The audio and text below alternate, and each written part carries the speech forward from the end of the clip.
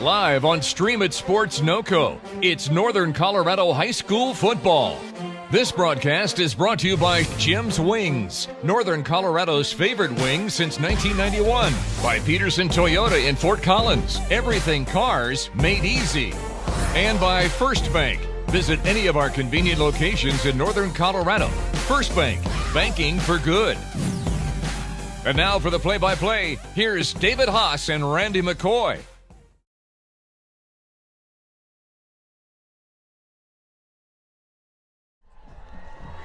Welcome to French Field in beautiful and chilly and damp Fort Collins, Colorado. Tonight live on Stream of Sports as boys varsity football action.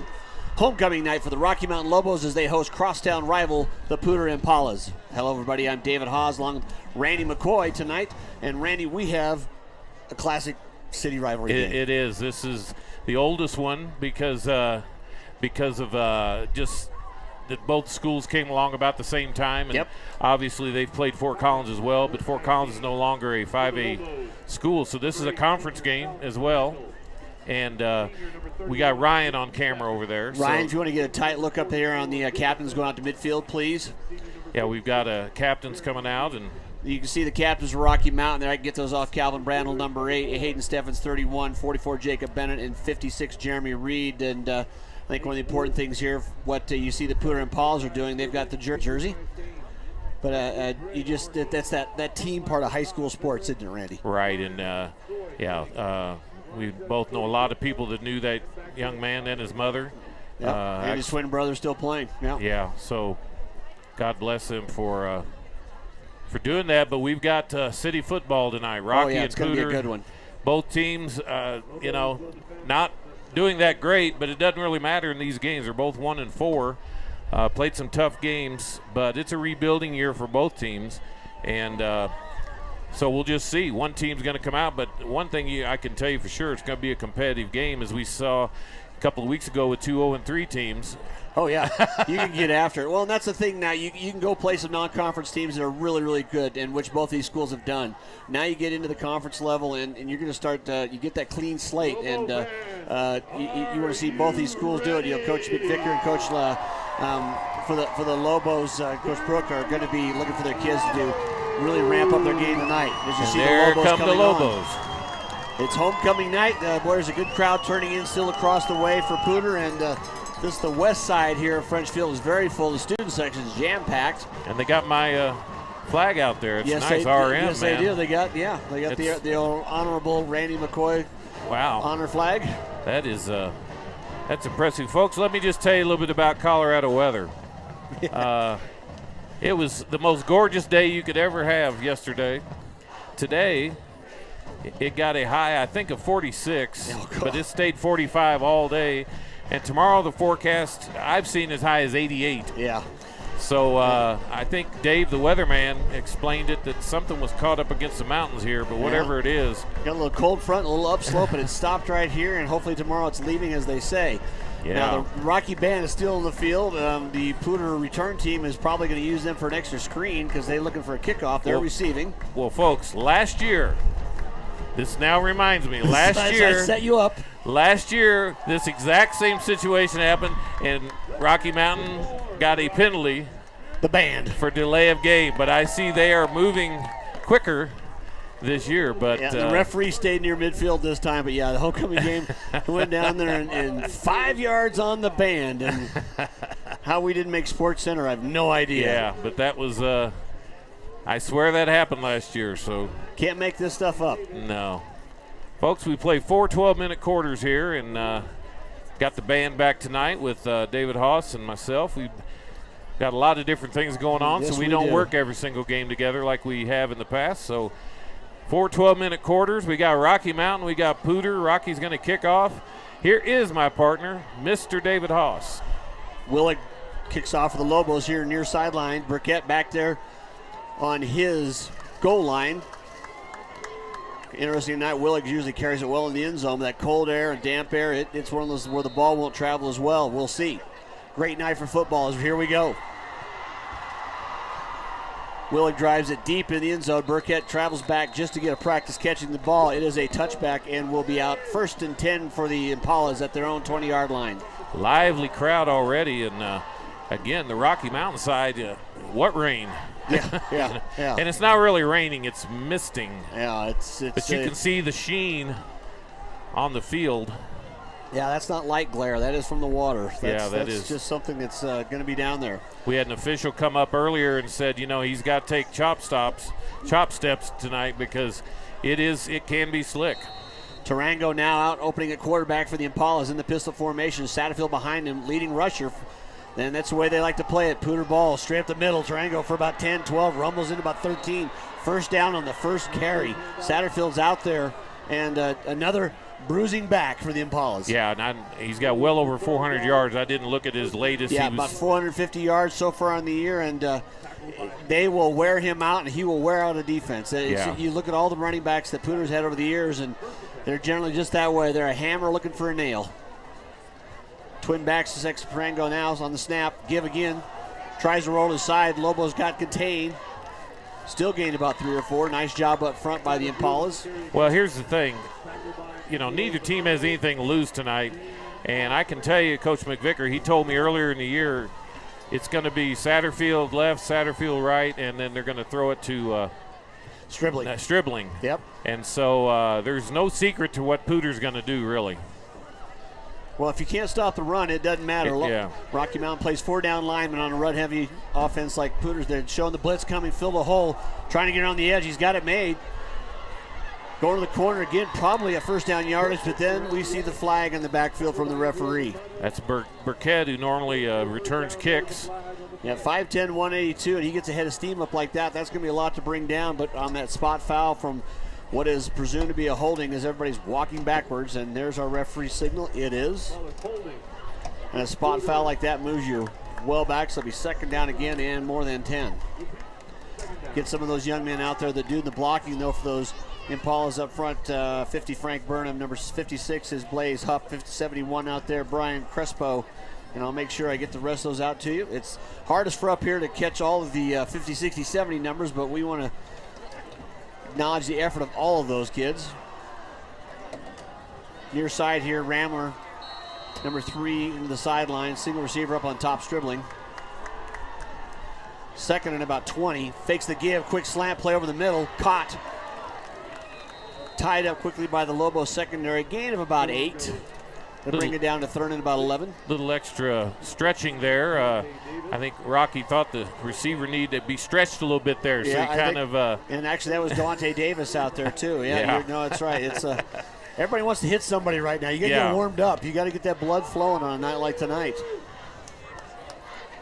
And what looked promising for Poudre now is third and 11. Need to cross their own 43-yard line for the first down yardage.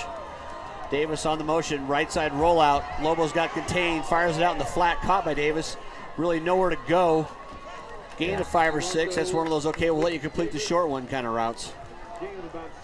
Tarango has some decent yards, but his percentage is not great. So no, we see it there, and they've yet to throw too many towards the end zone, and it's just two run-heavy teams here tonight. They're really not looking. I mean, their receivers are going to catch the ball. They're going to be. They don't block. They don't play. Look who the front blocker is on this punt, Mr. Satterfield. So I guarantee you that's always in somebody's mind, isn't it? Snap is up, kicks going to be short. Vitano was back to receive, bounces back and just dies right on the ground about the 42, 43-yard line. The last time we saw Mr. Vitano, he was getting Player of the Week here.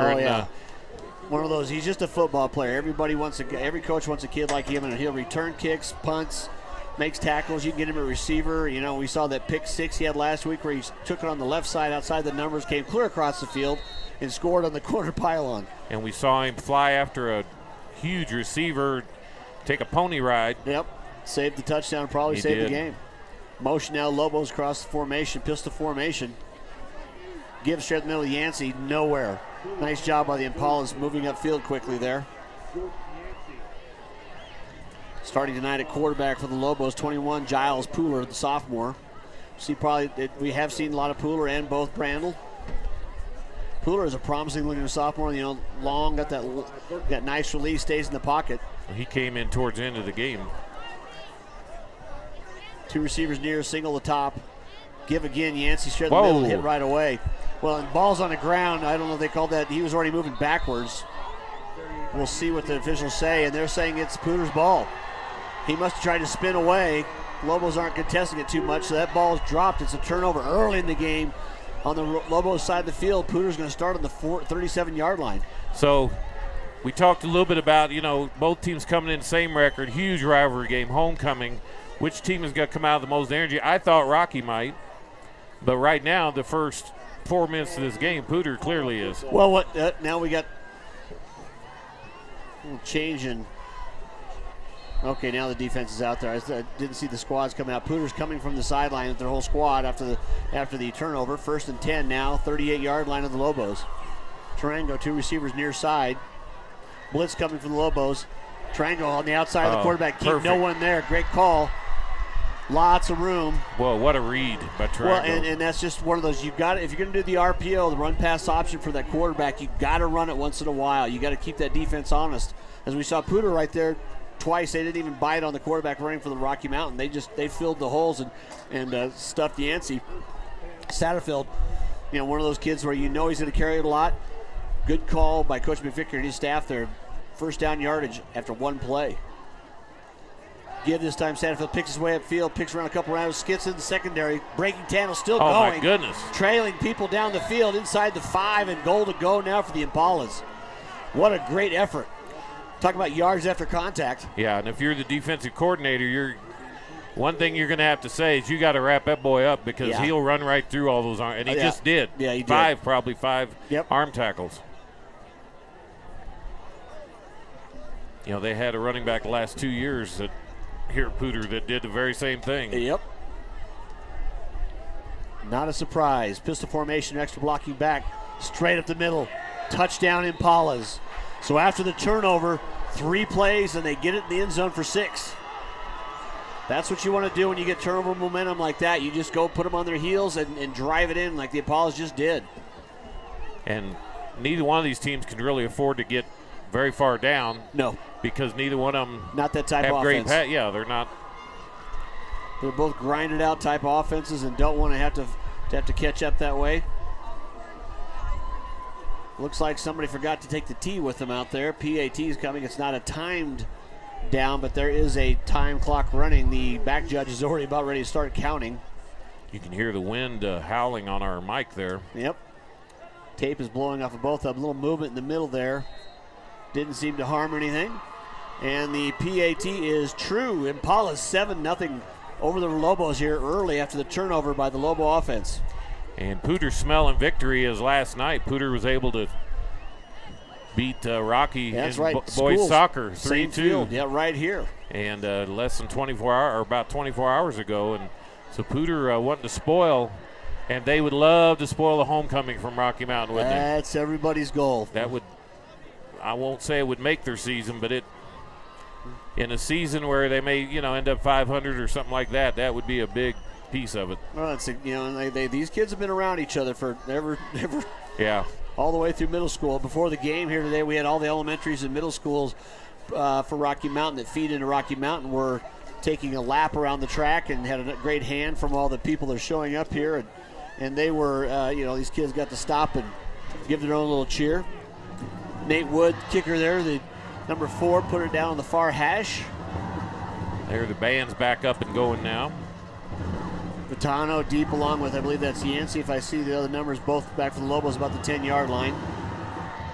Short kick can be taken, bounce actually away, picked up by Vitano at the 15. Trying to find a way through all the traffic. Out past the 25 to 27-yard line. That's where the Lobos will start. So Rocky Mountain, explained the situation. They had a game canceled on them.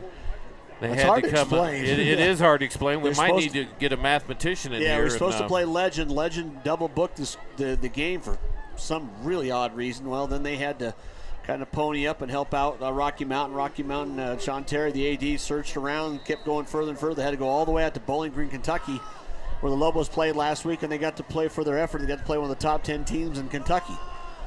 But field trip, and they got a game in. Snap, Randall Roser's left, looks downfield, the short out. And a little underthrown. Trying to hit, he had number 10 out there in the Holden Lefke, the junior, was open in the flat, but and he's got to get loose. He looked a little tight on that throw, and yep. I think he made a good decision. Just it seemed like his arm was ready to really go yet. Yeah, didn't step to it, just kind of threw it right down the feet and trying to be a little too protective. Brings up 2nd and 10. 7:36 left here in the fourth quarter, and score is 7-0 the Impalas lead. Blitz coming, timed pretty well. Yancey, though, gets the edge, trying to get around the corner, and he's going to get swamped. Well, this Poudre defense came ready to play, didn't and they're playing 8-9 kids up in the box, and until Rocky Mountain can show they can throw it a little bit, you should. Rocky Mountain replaced most of their offensive line last year. These guys are still kind of gelling, but when you have one of the top recruits in the state as an offensive lineman, in the level kid who went to Arizona State, that's a big hold of the whole field. No, it is. Poudre back out now. Yancey set to his side, still in the pistol formation. 2 receivers here near side. 2 on the top of your screen. Poudre look far side, fires in the slot. Caught him right in the hands and just wasn't pulled in. Would have been short of the first down, but it would have been a great confidence maker. Exactly. Well, and the receiver had a chance to turn and run there if he just pulled it in and just didn't get it secured. So as the drop happens, it's 4th down, and Lobos will punt. Both Burkett and back with number 9 is Duante Davis back about their 30-yard line. High snap.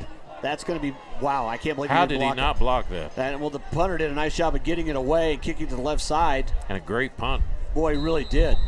Willig showed some awareness. We say quarterbacks have pocket awareness. There's punter awareness. I have no idea how he didn't get that. Well, and we've seen this before too, where an athlete will come in there. He's so early, he doesn't want to rough the punter, but he's over the top. You got to go out in front, not where the ball's at. You got to go out in front of the foot. But he just whiffed it. I think he just would have tackled him and have been fine. Right, because I think he was there quick enough. Oh, we saw that last week in Windsor. Yep. So 1st and 10 now in Impalas. Triangle back. Pistol formation back behind. Satterfield next to him, fullback. Give left side. Stacked up. Kind of the first time Rockies Well, I'd say stop him. You went 3 plays in a row where they got gashed, and now it's like, okay, you're down 7-0. You got to get ready. 5'10", 182, Mr. Satterfield. So take that for your morning breakfast and those thighs and you're gonna catch it. He's just a junior. Gain of maybe 1. Straight give again. Tries straight up the middle. Bangs around. Gain of a couple more. Gonna bring up 3rd and long. So Coach McVicker following the same pattern as he did, and it's going to kill me if I don't remember the running back from last year. Well, from Stinnett to the other kids they've had back there, they've had a bunch. Also out there playing offensive line, Tyler Carroll, 57 for the Impalas. Trying to get all those kids. We'll get to the Lobo defense when we can. As the game kind of progresses along. For those who don't know, we don't have anybody in the truck watching the satellite, giving the feed, telling us everybody that's on the field. Well, they're in the truck, but yeah, they're across town in the truck somewhere. Exactly. Trips, top of your screen, tight end right side.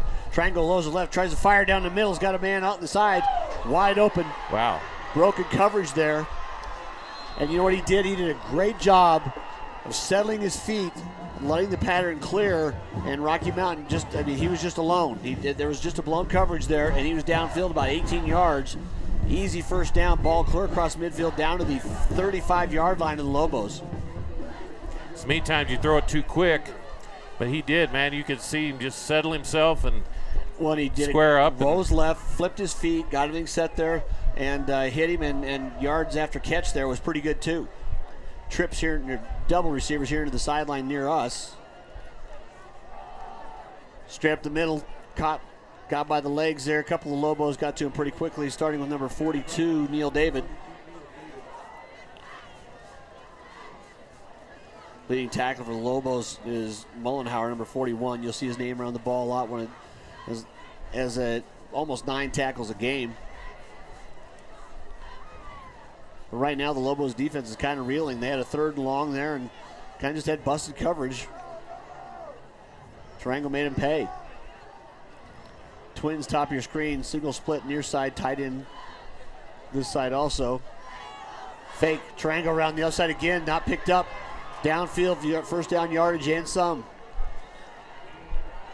It's that assignment football we always talk about, Randy. You've got to honor everybody that's got a chance to get the ball. Triangle just pulled it back, and the Lobo ends crashed, and he had a garage door opening on that left side. And if you've got dual threats in that backfield, as certainly in policy right now, that's tough to stop.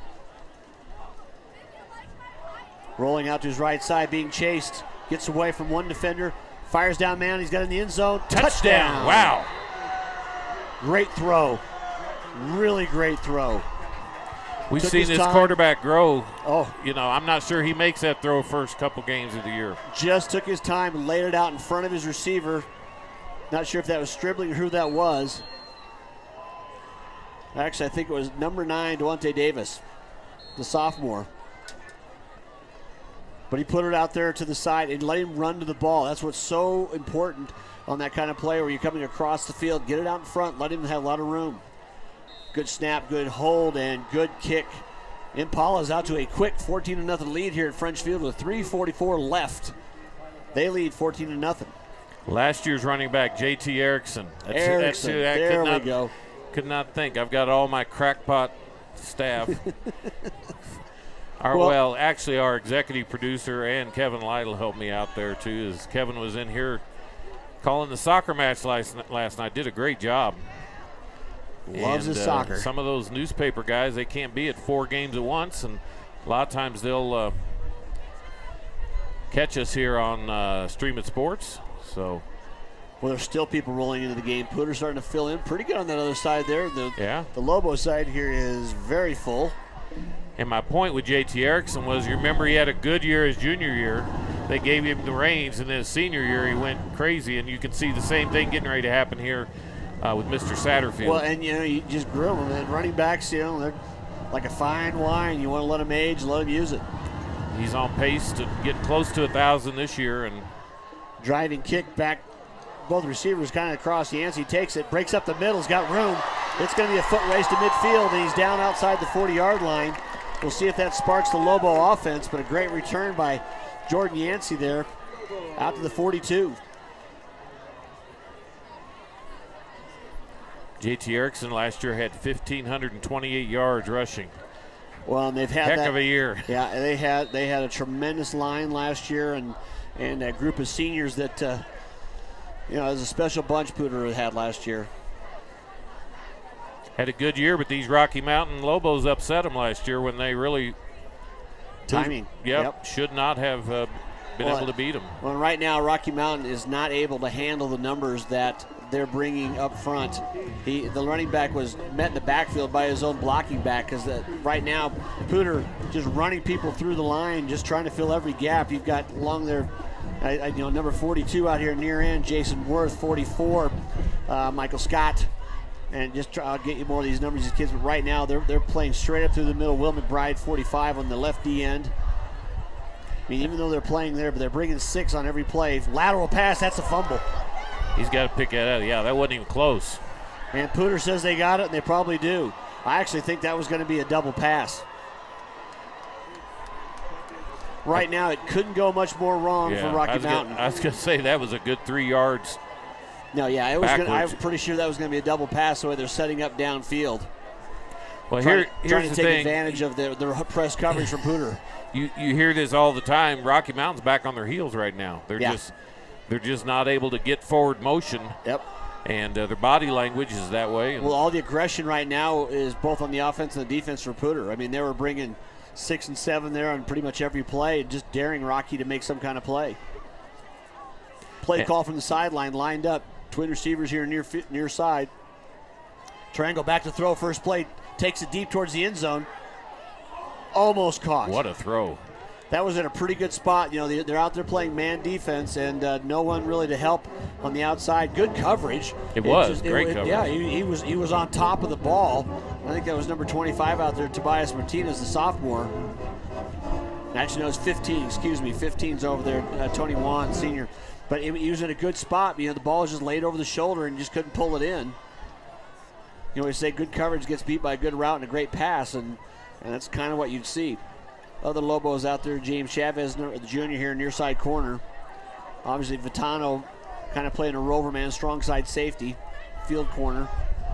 Give this time again to Satterfield, moves upfield, caught. And if he wasn't tackled there by number 42 for the Lobos, Neil David, Randy, there was a lot of room. Some man, I mean, he's got a burst, doesn't he? Yeah, he really does. Yeah, he's not as big as what we've seen with Erickson or Sinet, you know, not that big a back. I mean, a strong runner, but not that 2'5", 210, 215 size. We'll see him next year, but thrives on those amount of carries. Big chance here for the Lobos to try to get off the field, although very well could be a 4-down territory if you're Poudre leading 14-0. Tarango flush in the pocket. Lobos trying to contain. They've got the edge. Got to be a flag somewhere. Well, I saw one guy get spun around. Oh, and he gets hit. Good. Yeah, he took a good pop. He's downfield running around with that ball loose. There's a good solid tackle right in the numbers. And we're going to have a stoppage in play, I believe there. Yeah, they've stopped plays. They went out of bounds, but I don't think he's going to answer the bell for this call. Yeah, substitution coming in right now at quarterback Marcus Randazzo. I think that's number 11 that came in. Can't quite tell. Nope, 17. Excuse me, 17 there. Yeah, Trent Graves. Graves in at quarterback. Yeah, Triangle took a big pop. He wasn't quite ready for the DB coming up to hit him. So 4th and 3 now. So if you're the Lobos, you figure out, okay, new quarterback, they're just going to hand it off. Do you think so? He's 6'3", 195, folks. Trent Gray. We were talking, he looks like kind of one of those and the timeout's going to be called. Denver quarterbacks that comes up here so often. And So timeout on the field. Lobos will hope to get a stop here. Turnover and downs. They trail 14-0. Poudre off to a fast start. You're watching Streaming Sports. At Toyota, safety isn't an option, it's standard. So features like lane departure alert and pre-collision system are always included on every single Toyota RAV4. To get similar features on a Rogue, Nissan charges over $6,000. They shouldn't. We don't. Just announced, get $3,000 cash back on a new 2018 Toyota RAV4. For other great deals, visit your Toyota dealer today. Or find your Toyota at toyota.com. Toyota, let's go places. back here at French Field in Fort Collins, Colorado on a fall night. That perfect night for football, really. If you think about what a fall football night looks like, folks, this is it right here. It's a little breezy. It's about 45 degrees. I don't think it's misting anymore. It's not raining or anything, but it is a perfect night if you're on the field because you've got, 20 pounds of pads or whatever you got. It's a good night for athletes, but it's not a great night for spectators. But that's when you dress right, bundle up. They say it's Colorado. You'll need sunblock tomorrow. Yeah, but we're in the luxury suites here with the rest of the crew over to the left of us. High atop French Field. Yeah. So big fourth down play. Now we're back in. Snap, ball's on the ground, and it's scrolling around. Doesn't matter as long as they go past the sticks. Whoever covers it, it could be Rocky Mountain's ball. Either way, it's a turnover on downs. So a little anxious coming out of the timeout. Well, and a snap. That's a hard. I mean, you hope your guy's ready, but that's. You walk in here for one play like that, and cold night, and that ball's slick. I'll guarantee you. Well, you just get thrust into the biggest play so far of the game if you want to keep it going, because if they'd have got that done, Randy, I think you'd have to say it's a pretty steep hill for Rocky Mountain. Yeah, we've got to change at quarterback now. Calvin Brandl is in the game for the Lobos. Well, you've got to do something here because starting to look, give left side. It's still bottled up right now. Rocky Mountain gain of just a one or so there, but Lobos, the Apollos are just running to the ball, playing a very aggressive, penetrating defense. Excuse me. They're filling every gap and going around the ends. Rocky Mountain's got. If you want to exploit that kind of a defense, the middle's going to be wide open. You've got to have a tight end pop. You got to either have a trap play, because you can't run wide. You can't, if you're filling every gap, unless you just get a crease and somebody makes a good clean block. Because right now they got 3 down linemen, but they're bringing 6 or 7 every time. As you see right there on the screen, linebacker again hitting the backfield, spins out of one. Yancey makes more out of nothing. Picking his way, fumble again, picked up by Poudre, and it's going to be another turnover. It'll be the third Rocky Mountain turnover here in the first quarter. Trying to do too much on a play. I was just getting ready to say, I think the term you're looking for is they're flying around on defense. Yeah. And that's what you want. You're a defensive coordinator. That's what you want, isn't it? Yeah. I would tell them, it's like, until Rocky Mountain proves that they can do some work in the air, that's what they're going to see this game and probably the rest of the year. That's a recipe, and then 43 seconds left here. Give them the ball back. They just got it back from Poudre. And first play, and so you couldn't script it any worse for Rocky Mountain. You couldn't script it any better if you're for Poudre. When you're talking about down the middle, so picture – what Brady does with Gronk or what, Kelsey does or some of those tight ends in the NFL. Just a secure pass in the middle. You got to make them pay because there's nobody home on half the plays now. Either way, they got more pressing issues right now trying to keep Poudre out of the end zone again. Give left field, Satterfield. Swallowed up, though, and wow. The head linesman on the far side put about 20 yards on his flag. He saw something right away. Right in the end line, it could be a chop block type of thing. Here we go. It's a holding. If I'd Rocky Mountain, I'd move him back, just to give yourself a chance. Although there's been plenty of big plays pulled in by Poudre, but if it's on the edge. Well, it's field position. Yeah, exactly. Get you back even outside. Even if you get a turnover, you're 15 minutes, 15 yards further down. Yeah. Move it on back and. Try to take advantage of another player so that makes it about back to first down and about 22 yards to go. Need to get to inside the 5-yard line for a first down.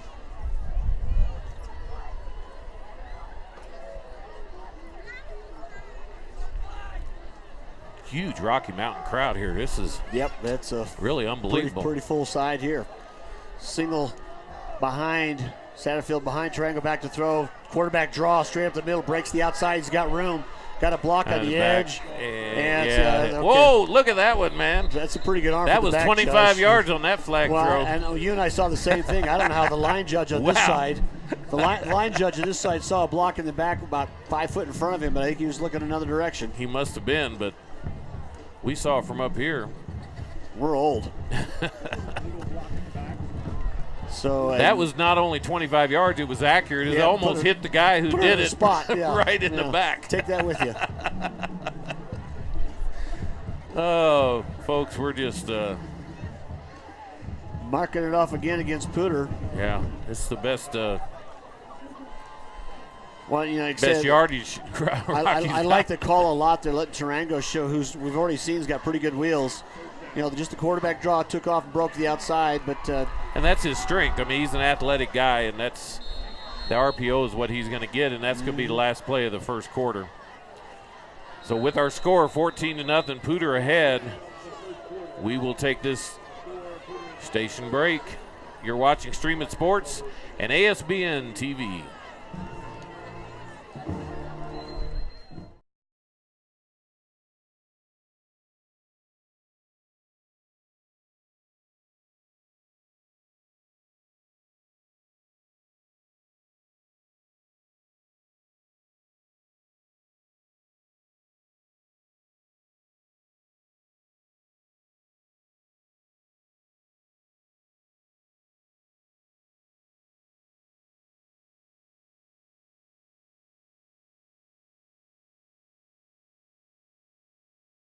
You're watching high school sports on Stream It Sports NoCo.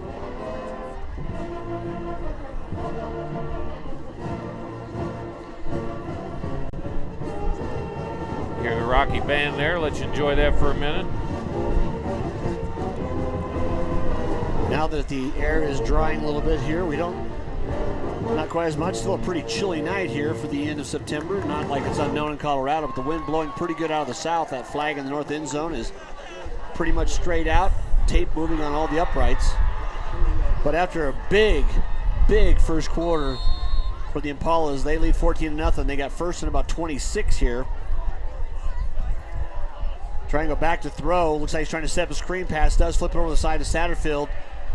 Pretty well settled down. That was kind of a nobody really pressured in there, so you knew the defensive line didn't take the cheese, and they were sliding down there. Satterfield maybe gained a couple. Still 45 degrees out, so it's basically been that all day. Yeah, it was one of those wake up the next morning and, boy, close all the windows in the house kind of days. Our falls out here are generally quite pleasant, but that was a change. 2nd and about 20 now for the Impalas.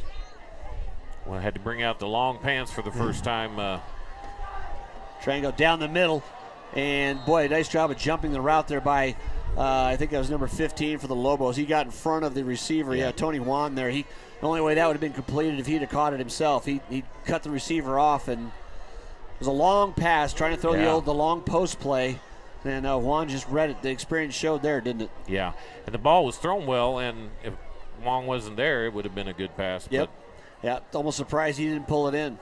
So anyway, now that brings up 3rd and about 20, probably out of field goal range, especially on a cold night. Blitz coming from Rocky Mountain, give up the middle. A lot of pressure, really nowhere to go. Gain just a yard maybe or two. Tackled, driven out of bounds by the Lobos, number 49, Dominic Galelli. We have a late flag down there, don't we? We got 2 guys clear over here. Look like they're going to run a 100-yard dash together. So got out there in lane 2 and 3. Well, I'll tell you, if it's one of those after the play kind of deals, this would be. I just saw a thumb, so I'm not sure what. If it's on Rocky Mountain, it's one of those, why did you do that after play when it's 3rd and forever? And it's a personal foul, Rocky Mountain. Dead ball personal foul. Okay. So that made 3rd and about 19 turn into about 4th and 10.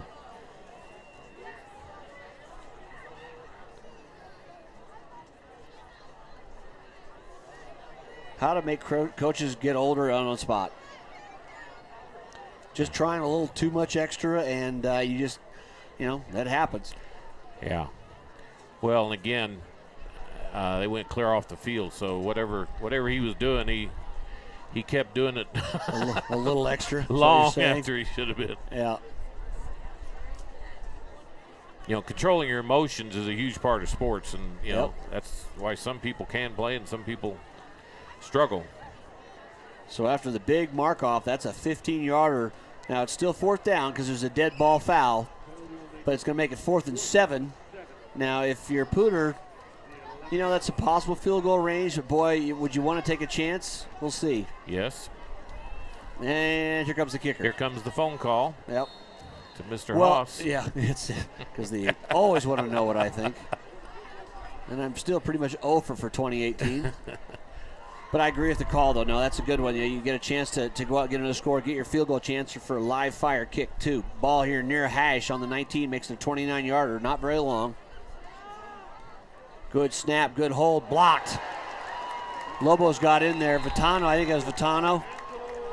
Yeah, Angelo Vitano, who is just making plays, and that's one of those inspiring moments. Like, okay, I just done something. You guys get out there and do something. Let's go. Throw me the ball. Yeah. Something. I'll stay out here. I'll center it. I'll take it. I'll do whatever I need to do. Yeah, let's get me outside here. I can outrun probably anybody on the field. And if they want a piece of me, we've seen it. He'll give up everything he's got. So Lobos, though, 1st and 10 after the block kick. Got it on their own. Looks to be, we still haven't moved the chains. Rocky Mountain very fortunate. Was there a penalty after the play? Rocky Mountain's getting moved back into the end zone almost. No such thing as half the goal line when you're going backwards. So now instead of on about the 12 or 13, it's a 10-yarder going back to the Lobos will start on about their own 3-yard line. Need to have them turn up the public address announcers in case he saw something because we didn't see. Coach Brook would like an explanation for it too. Referee is down there informing him why it was called. Did it go out of bounds down there? But I don't know why they'd get a penalty for that. Well, I don't. The ball was blocked. If that was where it was blocked in live ball and did go out of bounds down there, I never saw a flag, so that must be correct. Yeah, I think that's the call. So that's about where it would have been out of bounds. I kind of lost it out of the corner of this window, so I think you're right, Randy. 1st and 10 Lobos on their own 4-yard line. You can say that again just any time. So. Yeah, really. And they just got a cheap 5 yards. Poudre, probably their first mistake of the game. Encroachment.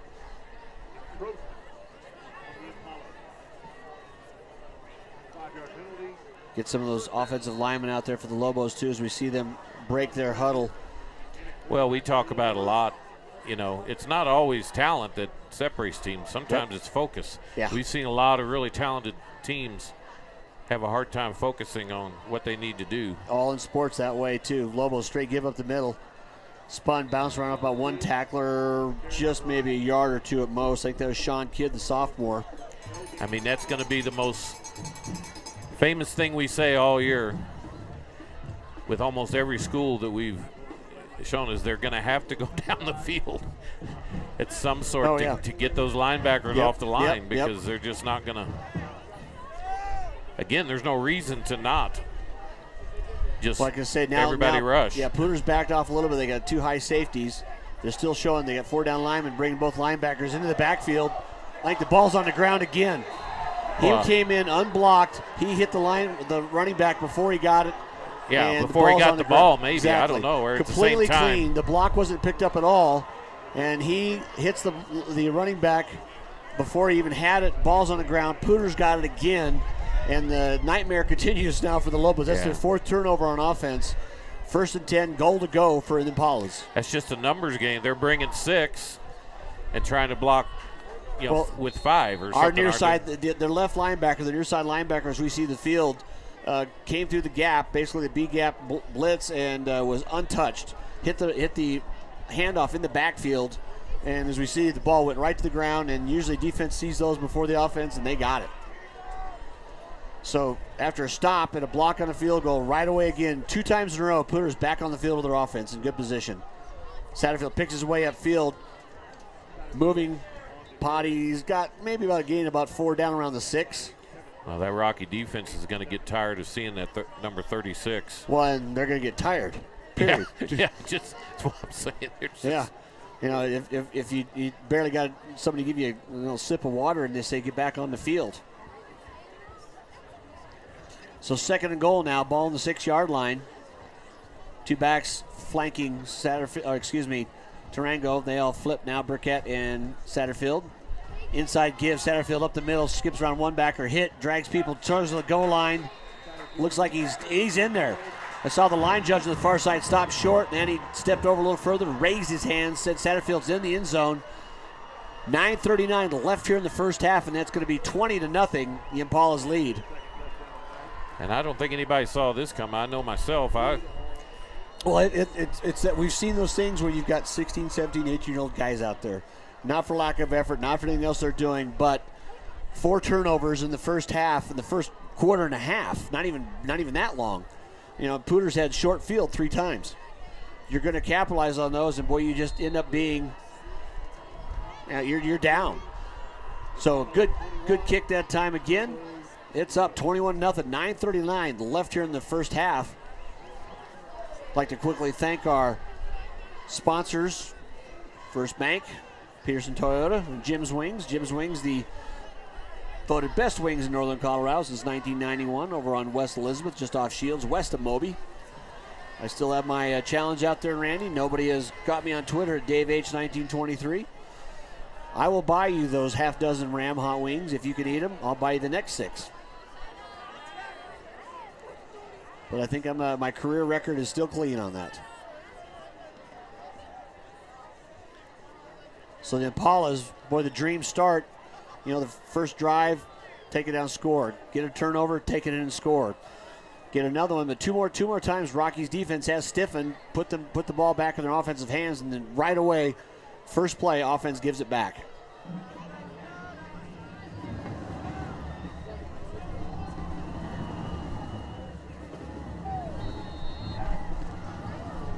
So the Impalas kick off again on the far side hash. Number 4, Wood again to kick.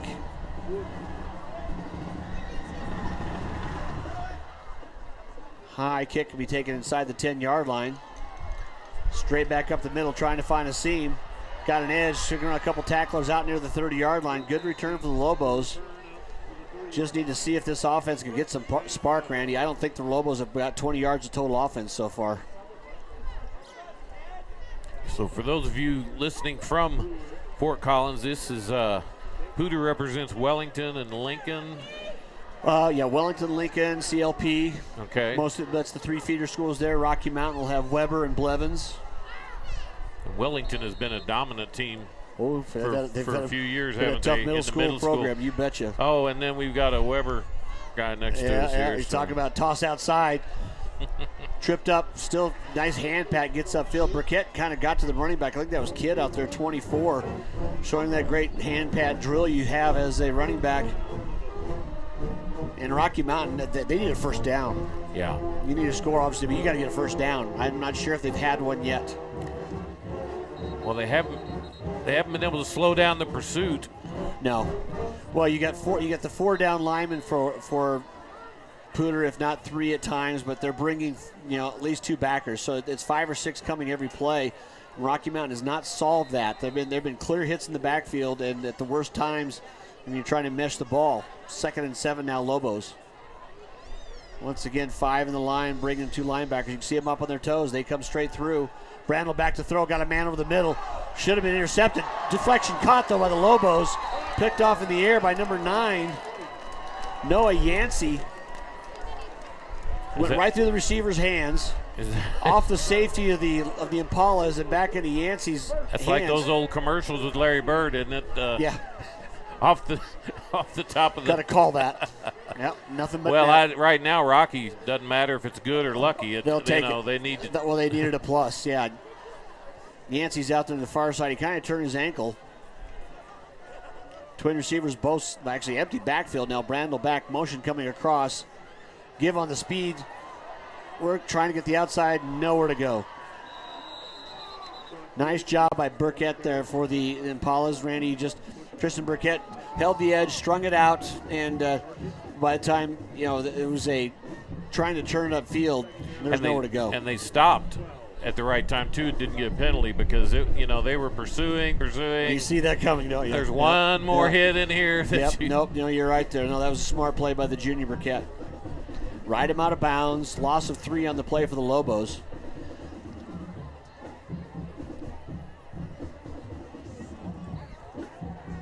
Rocky Mountain breaks the huddle. Time clock running here. 7:49 left in the half. They trail 21-0. And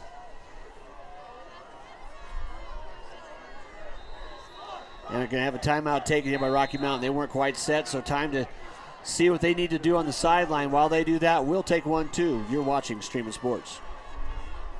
At Toyota, safety isn't an option, it's standard. So features like lane departure alert and pre-collision system are always included on every single Toyota RAV4. To get similar features on a road, Nissan charges over $6,000. They shouldn't. We don't. Just announced, get $3,000 cash back on a new 2018 Toyota RAV4. For other great deals, visit your Toyota dealer today. Or find your Toyota at toyota.com. Toyota, let's go places.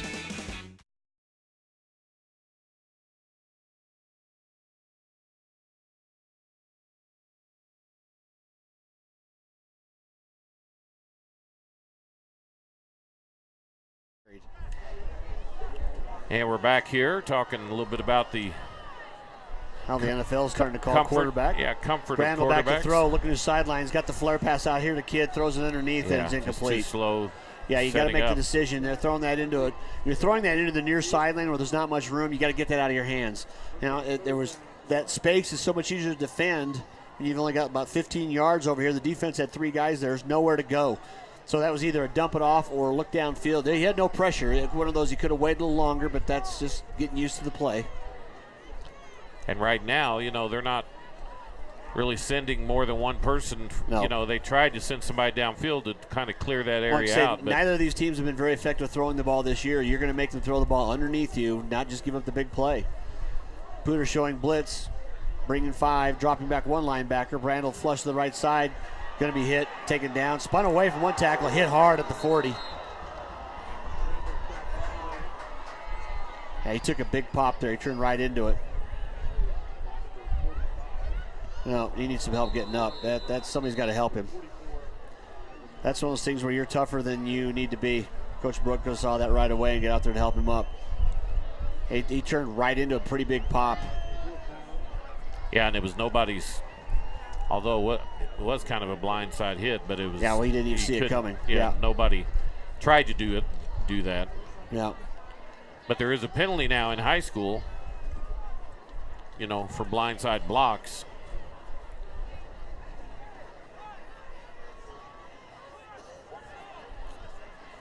Where are they going to run? It's fourth down anyway. Yeah, it's fourth and about 20.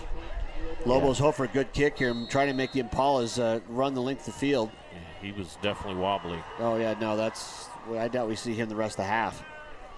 Snap taken by Willig. Once again, somebody right on top of him, and he's going to be sacked.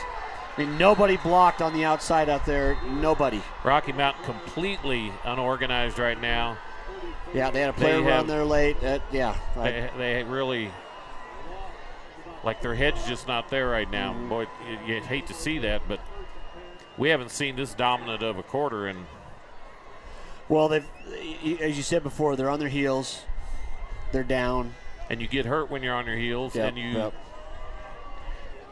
But there we finally saw somebody. He came in and tackled the punter rather than trying to block it. Well, and Willig knew he was dead to rights there. He had nowhere to go. And it's like that, and you just froze just for a second, and there they were. And once again, another short field. Rocky Mountain had a chance to punt and make it a long field for the Impalas. Now they're going to get the ball again near the red zone, starting on the 27-yard line of Rocky Mountain. It's been a short field all night long for the Impalas. Give straight in the middle of Satterfield, spins one tackle, spins out another arm tackle, still going downfield, brought down after gaining about 7 or 8. Well, he's not the right kind of runner you want if you're back on your heels, because you'll be back on your backside.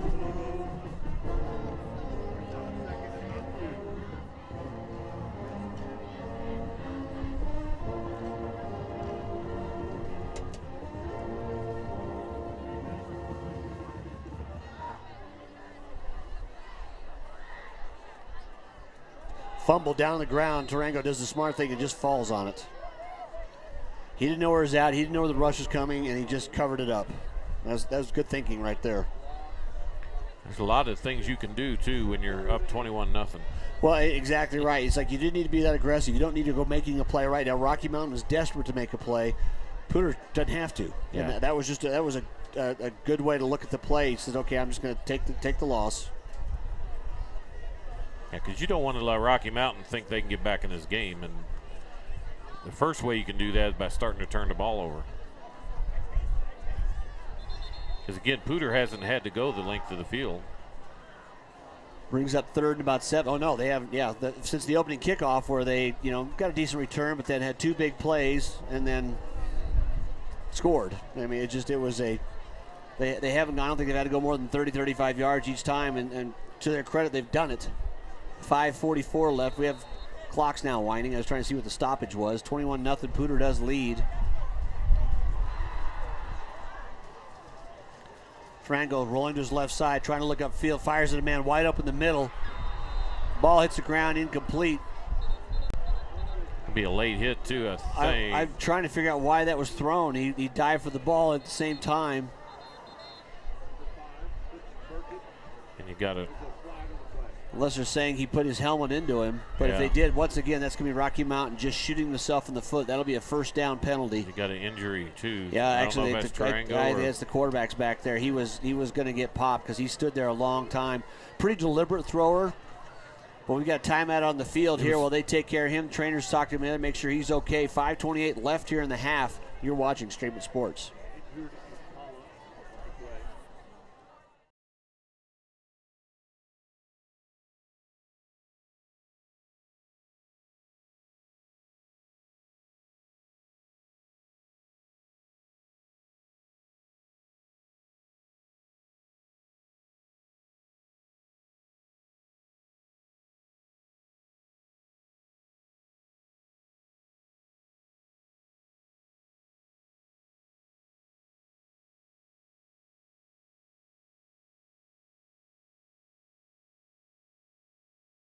At Toyota, safety isn't an option, it's standard. So features like lane departure alert and pre-collision system are always included on every single Toyota RAV4.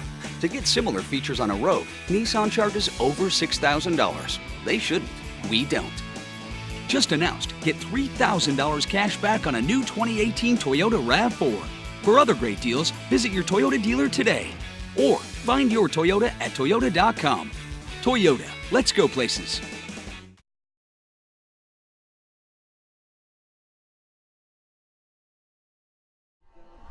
While we were gone, first down given to the Impalas. Not given. It was a penalty call after the play. personal foul on the Rocky Mountain defense. So been third and bringing up fourth down in a long ways. Now it's going to be first down and on the ball about the 13-yard line after the personal foul, automatic first down. Although Tarango had to go out, Graves back in at quarterback for the Impalas. Turn, looks towards the end zone. Quarterback draw, up the middle, spins around, gets tackled after making a gain or maybe a yard or so. I think that's a good call for him coming in, Randy, because the last play he fumbled, and go in and just secure it and go take a hit. You know, just get back in the game. So Rocky Mountain really is kind of handing this game on a silver platter to Poudre at this point. That's the third penalty that's given there. They've had 4 turnovers. It's not much else you can really say. Yeah, you're fortunate you're only down 21, really. That's a good point.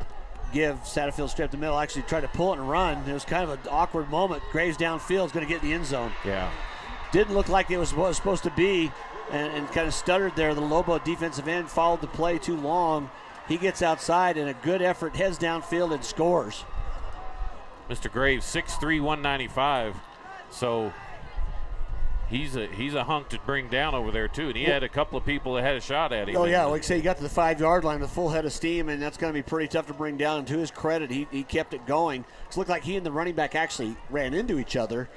But, you know, sometimes that's what just throws off the defense, and that's all it took. And to his credit, boy, he showed some serious athleticism, didn't he? Well, how many times have we seen on a return that, you know, the guy bobbles the ball? And yeah, exactly. And another PAT is up and good. 4:41 left here in the first half. Poudre 28, Rocky Mountain 0. Pay your friends back.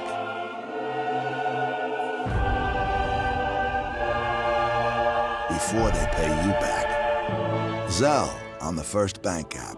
First Bank, banking for good. Back here, 28 zip. Yes, you're reading that right, folks. If you're a Poudre or Rocky alumni that likes to join us for these games, Poudre has come out and taken advantage of 4 turnovers and 3 personal fouls. Personal fouls at the worst possible time. I mean, it's you can't shoot yourself in the foot much more than Rocky Mountain's done early. Credit Poudre for taking advantage of it too. 4:41 left here. They're playing aggressive on defense, causing things to happen. I mean, sometimes you make turnovers happen. They've done some of that.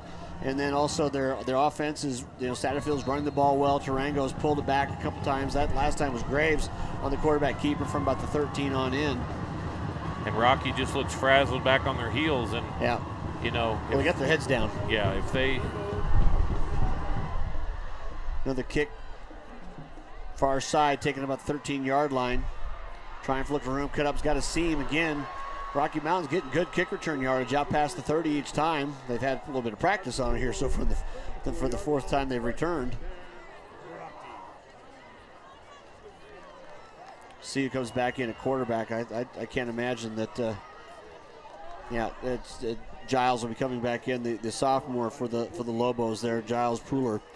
After the last play when we saw Brandel had a difficult time getting off the field under his own power, he took a big hit. 1st and 10 Rocky Mountain, their own 34-yard line. Twin receivers both sides, single setback next to Poudre. Far side, quick screen pass, thrown out and dropped. Poudre did a nice job. It's just a little timing thing. He's just a little in front of him. You know, it takes just a half a step to miss that. You don't get the connection. If he'd have caught it, he'd probably been down right there because he didn't have his balance. But it would have still been 5 yards. It was still open, wasn't it? There was room. And he does a nice job. He gets the ball out of his hands quickly. But it was around the knees, and you know, boy, there you just want to pop him in the chest right there. As quick as he is. Exactly. 2nd and 10 now. 4:13 left in the half. Break up the middle, this time past the linebackers, and took advantage of Poudre kind of coming inside. Gain of about 11. That might be the first down Rocky Mountain's got. Well, they're marking him short. I thought he was waving him down there, so brings up 3rd and 1. I think he was. Yeah, I thought he fell across the 45-yard line. So. Well, he slid, but I thought he was like a yard up from there, but. Again, that phone's not ringing asking us for our opinion. Yeah, so. Exactly. You know, we need to he's right over there on the phone. Nobody called us. We probably ought to let them know we're available. Two receivers top, near side tight. Both receivers give up the middle. Picking his way through. Depends on the spot. Very close, but probably he's gonna get it. On the very push towards the 45. They're giving it to him. That will move it. And I think that is the first down of the night for the Lobos. If it's not, it's only the second. I think they got another one, but I wouldn't bet my life on it. Yep. Got a clock issue? Yes, we do, because there's nothing down there. It's dead. The scoreboard in the north end zone just went dark. That's probably the 5th time. We saw that during the soccer game here the other night, too. Yeah, might want to. The district's not paying the light bill. Yeah. Single back again. Twins both sides split out for the Lobos. 4 down lineman. Blitz coming from Impalas. Quick throw to the outside, completed. First down yardage, and more almost broke on down. Boy, that will. Now I was surprised there wasn't a late hit call there, weren't you? Yeah. But another. Well, Poudre that'll help them run, just even that one play. Well, yeah, because all of a sudden you got to play flat-footed. You can't be on your toes coming forward, and Poudre did a nice job of throwing it out, getting out of his hands right away, and getting a little bit of movement. Single back, same set again for Lobos. Going to throw. Fires across the middle, almost picked off. That was 6. And you know why it wasn't picked off? Number 25 down there for the Impalas. That's Justin Koski. He's got a big old cast on that right hand. Oh, does he really? Yeah. He'd had to knock it in the air and catch it with his other hand. Well, he had 6. He was looking for it, wasn't he? Yeah, no. It'd have been him and the quarterback. Unless he's slow, but. It'd have been him and the quarterback. That's all he would have been out there because he caught in the flat and he made a nice break on the ball. Reached up that paw, but he's got that, they got that soft cast on so he could play.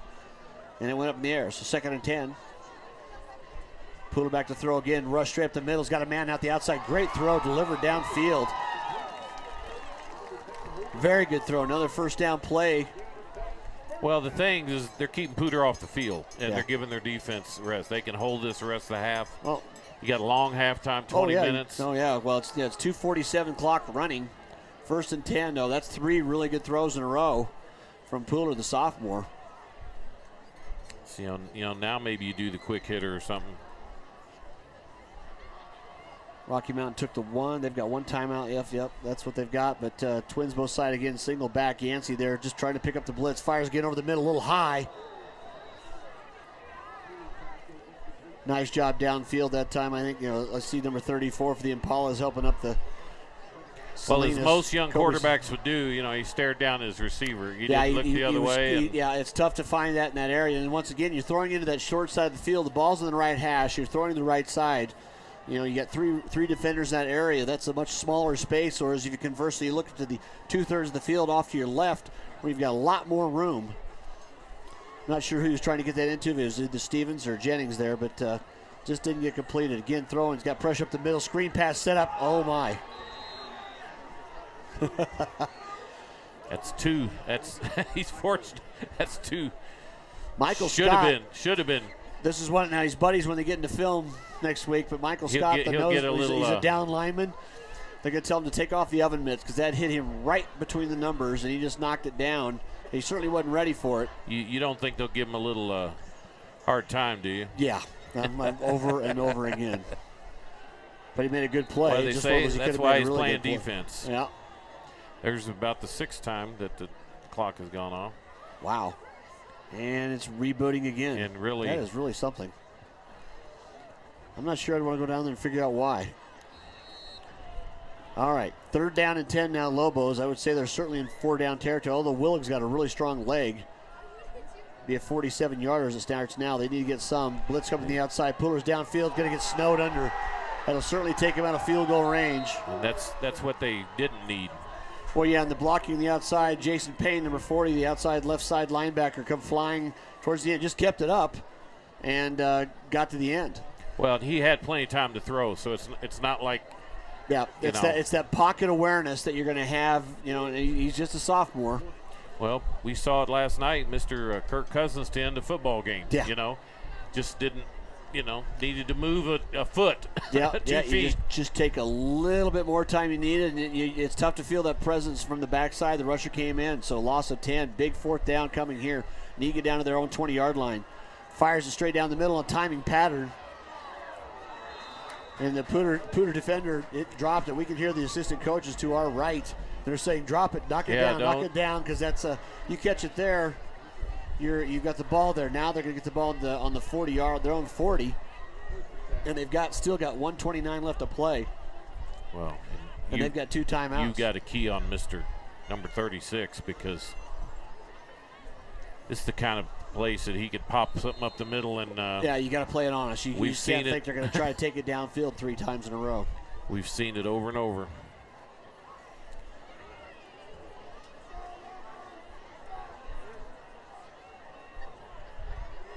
So 1st and 10, and we have a substitution infraction, I think is what we got. Yep. So that'll be 5 yards against the Impalas. They have too many people on the field. Paula's kind of wearing just the old school whites. Yep. We appreciate it. This is one of our easiest games to call. We can actually see the numbers when they turn around. It's awesome. Both teams. Kind of reminds you of the old Penn State or. Yeah, very close to that. You're exactly right. Except for the helmet, but as far as the uniforms, it's just white on white. Good to see Tarango back in the game after the hit he took earlier. Yeah, I'm surprised with the score. I thought maybe they'd. Tarango takes off the run as an option play. Turns upfield. He's got an edge. He's going to take it downfield. Will he have the speed to get away from everybody? He's going to take it to the far corner. It's going to be a touchdown. Touchdown from 65 yards out on the first play. The backbreaker here to almost in the half. That's how you get back in the game. Coach, I'm okay. 65-yard option run. Satterfield up the middle, pulled the linebackers in. Safety got there, and the angles were a little behind, and he just showed some wheels. Yeah, he did, and very steady too. And I'm actually kind of surprised. He's such a smooth runner. He didn't look like he was going that fast, but he kept passing people up. He got up to his top speed quickly. Yeah, and then he just stayed with it. Yeah, he did, and boy, he ran to the corner and split the defenders going down the end. And nobody could catch him. Huge play, 65-yarder right before half. This will make it here, the PAT pending. And now Rocky's got to worry about the old running clock. I was going to say, if they can hold this thing 28 at half, come out and get a touchdown. And that's sailed. It's 35-0 with 1:16 left right now. Yeah, and boy, I tell you what, you better hold on the ball for that 1:16. A shocker here, folks. I mean, we are literally shocked. I told Dave before the game, and I'll be real honest with you, I thought Rocky had played a little bit better coming up to this game, and I thought they had a slight advantage, not a huge one. But boy, you talk about 2 teams coming in with 2 different mindsets. And well, you don't know if the trip took something out of them, or the kids come back and they're just dispirited. Had a couple big losses like that, and then it couldn't go any more wrong. Fumbles for right away. Poudre take advantage of. Fumble again, take advantage of. Personal fouls, extending drives. All the things that like say your coach's nightmare. This is one of those where you just go back and you throw the films away. It's like, we're not going to watch this. Not much we can really learn from it. Well, even that last play, I mean, that was just run pass option. There was nothing fancy about that. No, it was just a straight, the old ISO dive play option from back in the day, just with a single back. And Satterfield got the linebackers up there, and he saw that gap, accelerated through it, and took off. Wood kicks off again, this time just a squib kick down, taking about the 20-yard line. Once again, Rocky Mountain well out past the 30, starting with good field position, but they've just been unable to do anything on offense, and the defense has had just stacked against them every time they've been on the field. Got an injury, too. We got a Rocky Mountain player down on the ground, so we'll have a timeout. He's going to get back up and work his way off. We'll see if it... That's twice he's been down, so... Yeah, I think they'll take their time and stop it right now. He's laying down. That's a pretty good call. Let the trainer take care of you and find out. So we'll take a break up here before half is over. You're watching Streaming Sports.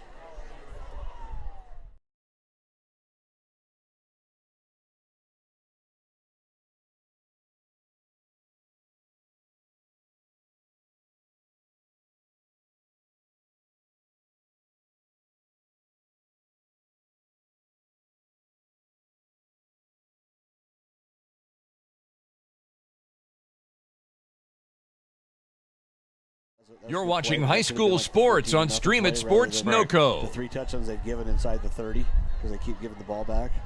Twice they stop them on downs.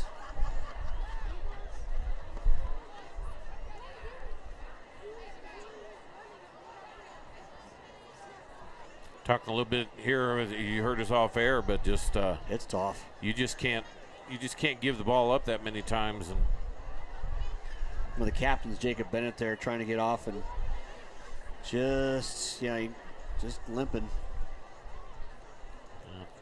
Probably a knee or an ankle, or I'd say it's an ankle kind of deal. They're not really trying to support him to see if it's one of those.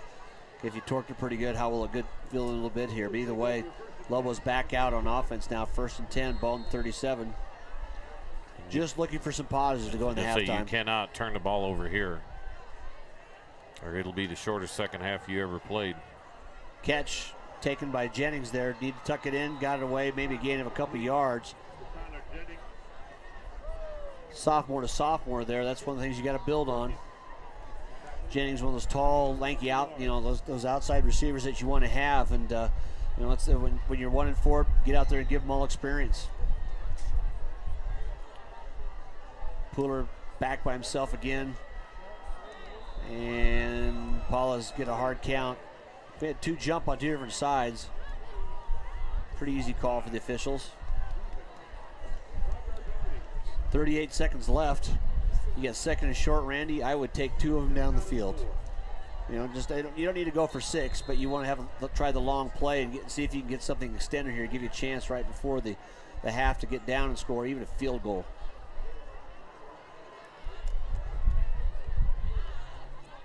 Poudre showing blitz again, bringing 6, quick on the outside. That's a good throw, good catch.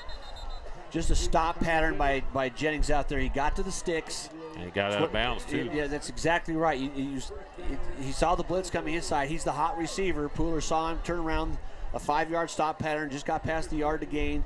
Catch out of bounds, 1st down, clock is stopped. Right now you're taking the little victories and try to go forward. Poudre now is just playing a deep prevent, 2 safeties high.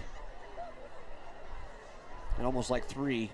He's got the wide side of the field. He's really locked in on this side there. He's going to get tripped up and goes down. That's when you got to look to give yourself away. Almost inexcusable in some ways, only because and that'll do it for the half. They only rushed 3 people and was able. Well, yeah, that's he's trying to find a play down again and looking to the side there, and the pressure came from the other side, and he went down without really having a chance to even take the ball downfield. So after 2 quarters of play here, the first half is done. It's 35-0. Big shocker here at French Field, though. The Poudre and Paul is playing well. Rocky Mountain needs to regroup at half. Come back and watch. You're watching Streaming Sports. At Toyota, safety isn't an option, it's standard. So features like lane departure alert and pre-collision system are always included on every single Toyota RAV4. To get similar features on a road, Nissan charges over $6,000. They shouldn't. We don't. Just announced, get $3,000 cash back on a new 2018 Toyota RAV4. For other great deals, visit your Toyota dealer today. Or find your Toyota at toyota.com. Toyota, let's go places. After playing the game for many years, and I decided I could either watch from the couch or get on the field and become part of the game. I became a judge because it was a natural transition from being a gymnast to coach, now judge. I love the large crowds, the excitement of the game, and you know what? I got the best seat in the house. Help these kids. Help this community. Become an official.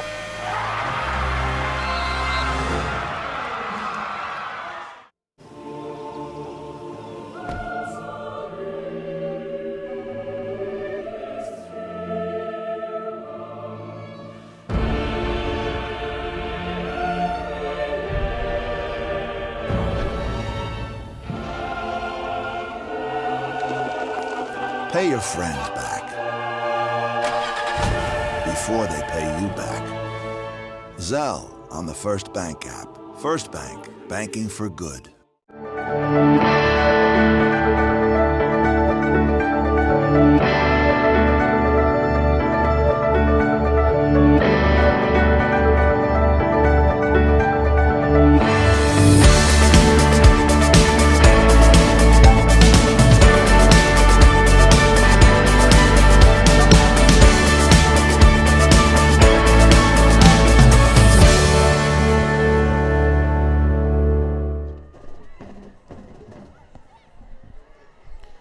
here is the Rocky Mountain Marching Band. Going to play here for you at halftime. Again, our score 35-0 this homecoming night.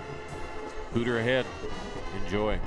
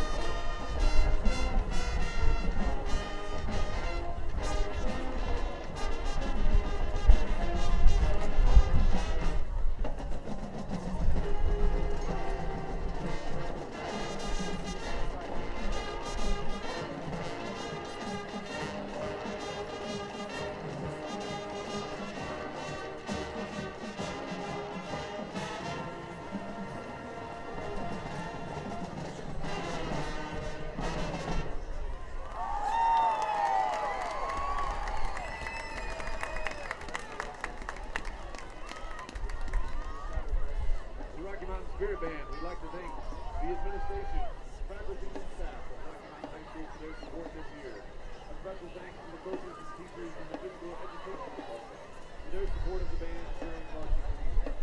As we introduce the homecoming court for this year's Secret Garden homecoming team, the band will play Level 13, Make Our Garden Grow.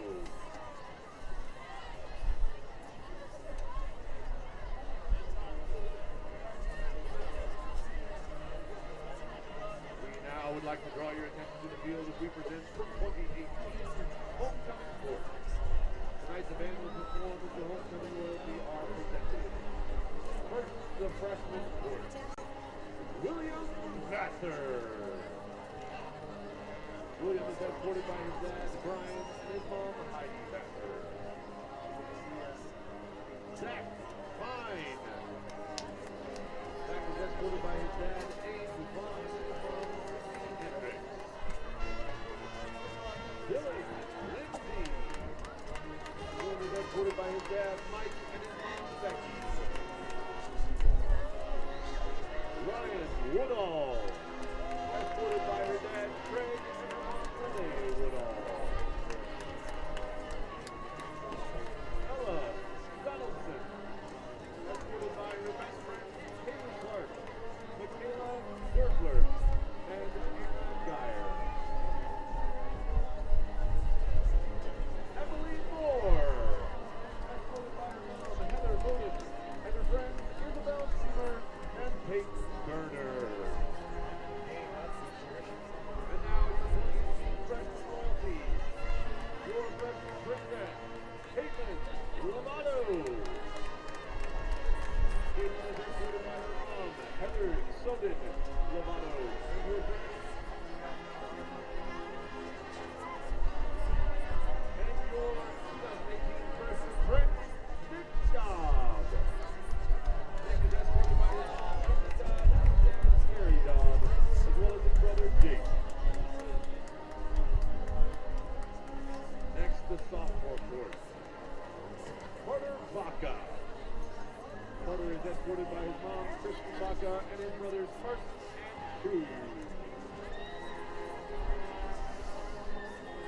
Jackson Sayers.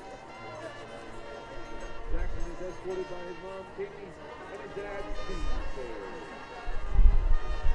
Cooper Axe. Cooper is escorted by his mom, Joe Axe, his dad, Kelly Axe, and his sister, Rocky Mountain Student Body President, Lauren Axe. McCoy Haase, escorted by her dad, Andy, her mom, Andrea, and her grandma, Cheryl. London Weiss, escorted by her sister, Oriso. Presley Denton. Presley is escorted by her dad, Jay Denton, her mom, Kim Denton, and her brother, Nate.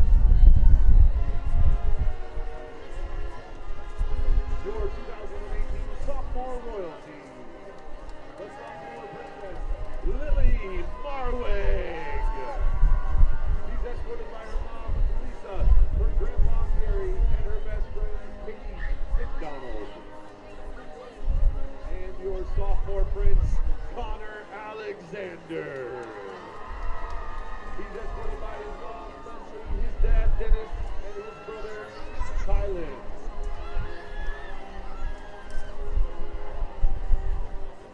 This year's junior royalty, Kenan Schuler.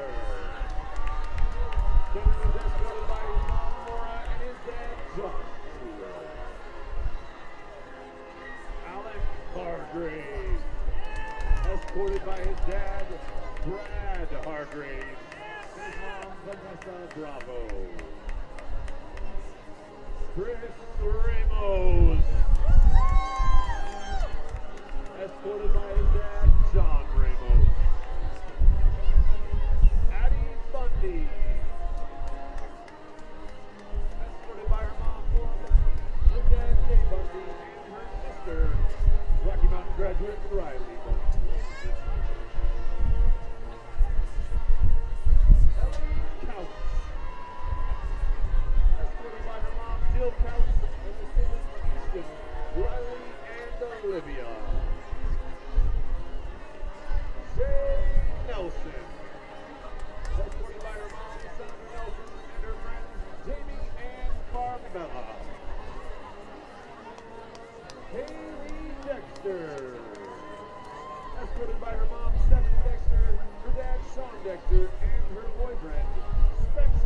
sports. Your junior royalty, 2018 Junior Princess, Ruby Johnson. Ruby is escorted by her mom, Rachel Eisenberg, and her dad, Chris Johnson. Your 2018 Junior Prince, Will Young. Escorted by her mom, Tony, and his dad, Steve. And finally, the 2018 Senior Sports. Aaron Biggerstaff. Escorted by his mom, Stacy, his dad, Brad, and his sister, Audrey. Caleb Cruz. Escorted by his mom, Yvonne, his dad, Joe, and his friend, Cody Sexton. Dave Christensen. Escorted by his dad, Scott Christensen, and his mom, Yvonne Paez. Fiona Nelson. Escorted by her mom, Mama Meg, her dad, Arden Nelson, and the kids she takes to school, Julian Bonillas.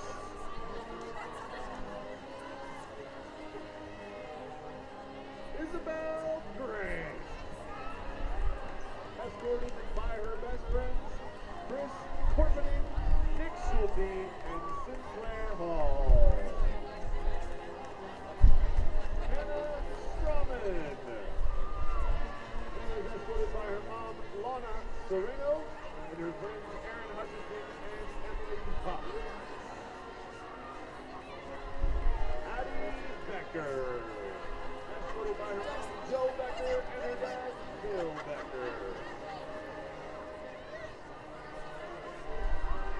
Finally, your 2018 Senior Homecoming Queen. The homecoming queen is Tori Wolf. She's escorted by her mom, Sophie Wolf, her dad, Troy Wolf, and her amazing sister, Ella Wolf. And your senior homecoming king is C.J. Hendry. Escorted by his dad, Robert Hendry, and his mom, Chris Hendry.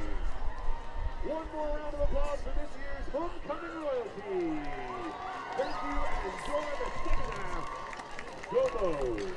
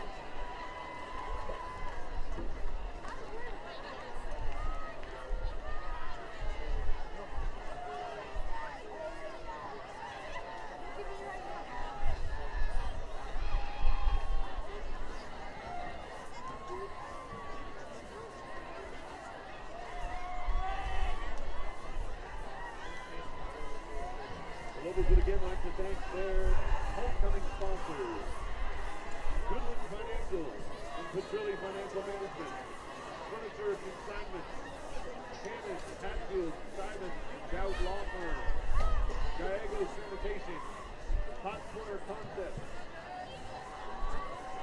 Junior Orthodontics, Mountain Mist Spas, Mountain State Driver's Ed, Basement Estate, Pentaco Photography, Dick's Wing, Dickies, Crane and Cedar Orthodontics, Mod Pizza, Joseph Hardware, Fort Myers Youth Clinic, Doco Roofing, Vincent and Dominic, Gibbs Bagels, Dr. Rooney, DBS, Premier Mortgage, Stacy Friedall, and Gambling Grill.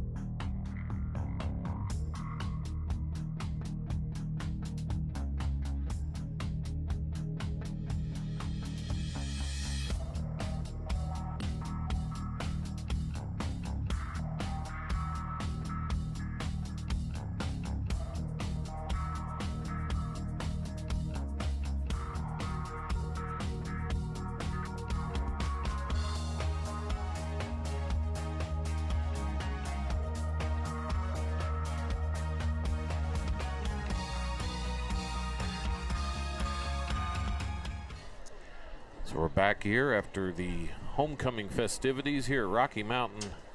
Hopefully the Lobos, that's not going to be the highlight of the night. But boy, what a first half for the Impalas. Rocky makes mistake after mistake after mistake. Impalas keep capitalizing on it. So if you're going to give me something, and then it was kind of right before the end of the half, Tarango, the quarterback, takes off on a 65-yard option keeper for the quarterback for the touchdown. They lead 35-0. Wood about to kick off here for the Impalas. And we'll see what a halftime does. I mean, we've seen things get crazy before, but right now Rocky Mountain's going to get the ball, and there's their chance, Randy.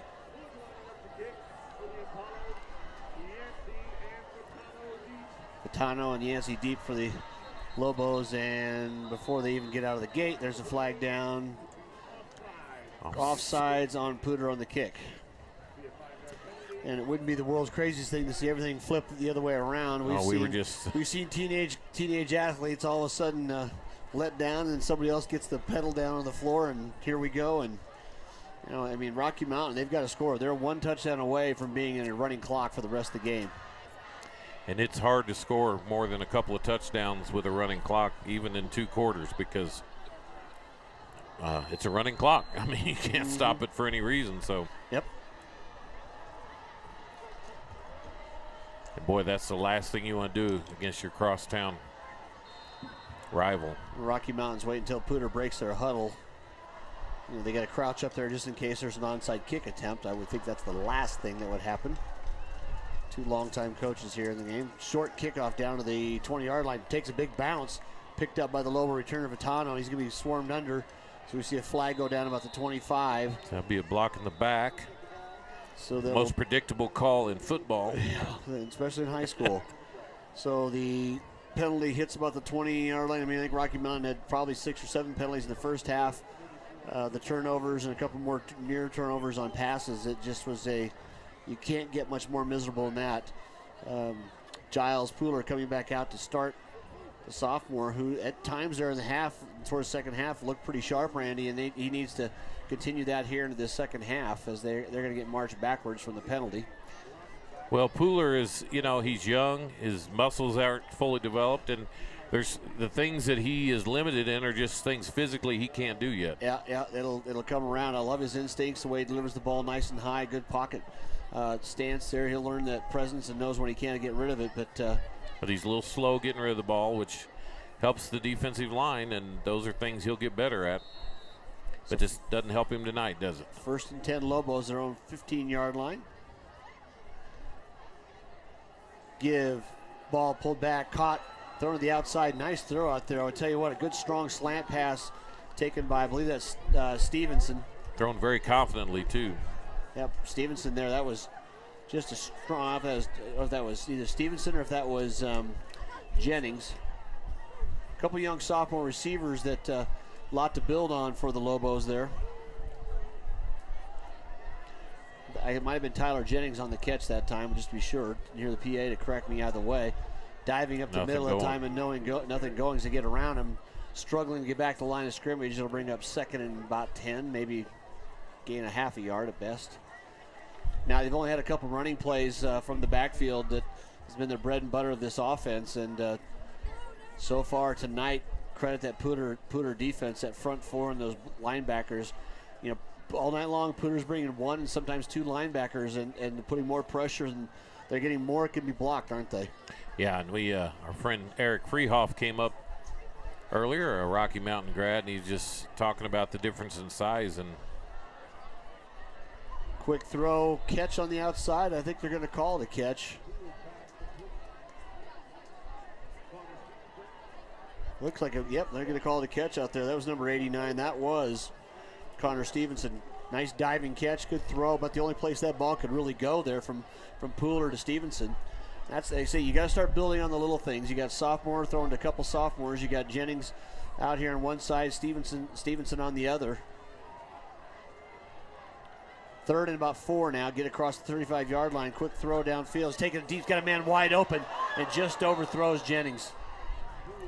Had him wide open, and I think Jennings hit just a little bit of a little bit of pushing through, and that's one of the things where you're still a sophomore receiver. You got to learn, if you're not the speed burner type, you got to learn to be able to get yourself away from the defensive backs, and that's the kind of route that will come around and improve. But he had him for 6, didn't he? Yeah, and Rocky Mountains had trouble with the punting game tonight. They got to find somebody to block somebody because they've had somebody come in completely untouched from the far side. And both times we've had somebody come in late who didn't know they were on the team. Yeah. And good punt. Good punt by Willie. Takes him, forces him back inside the 30-yard line. Straight up field, and that's a great job on punt coverage down here. Let's gotta give good credit here. Number 19 for the Lobos comes down. He's the gunner on the outside. That's James Chavez. Stays the outside. He forced him back inside, came off his block and made the tackle. So a couple of pluses there on technique and then on the tackle. Either way, though, it's still pretty decent field position to start the second half for the Impalas, starting on their own 37-yard line.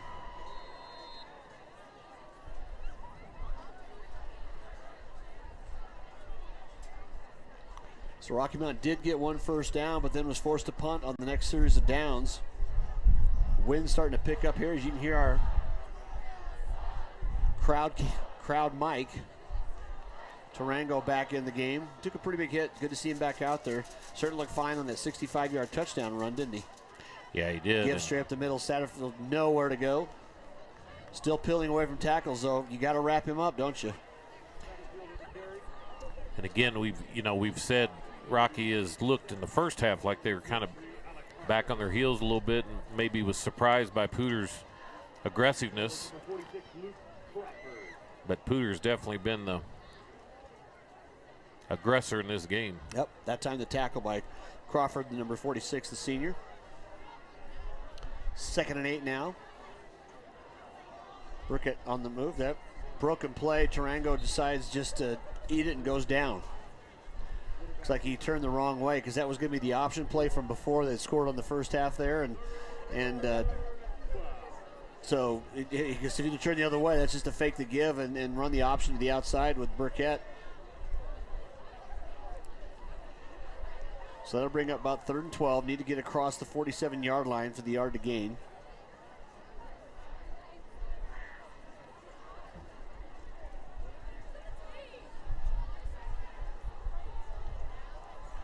Twin receivers both sides now for the Impalas. Burkett in motion across the formation. Roll out left side. Takes it down the middle. He's got a man wide open in the open space there. Laid the ball out to him. Caught across midfield down to the 40-yard line of the Rocky Mountain Lobos.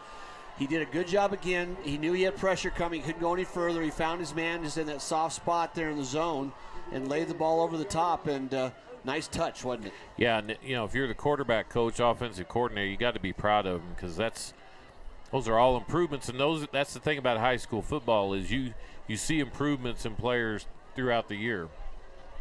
And he's the same exact play before that basically goes out there in the same clearing area underneath the safeties. And the coach sees that, they call it again. And oh, yeah, they'll see a bunch, I'm sure.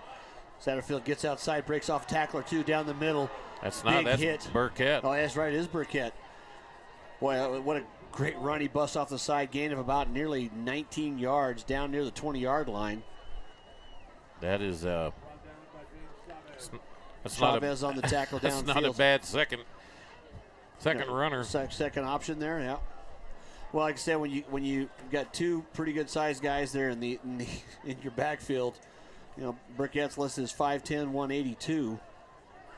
Well, they're basically the same size, so they're both listed the same. They're both back next year. So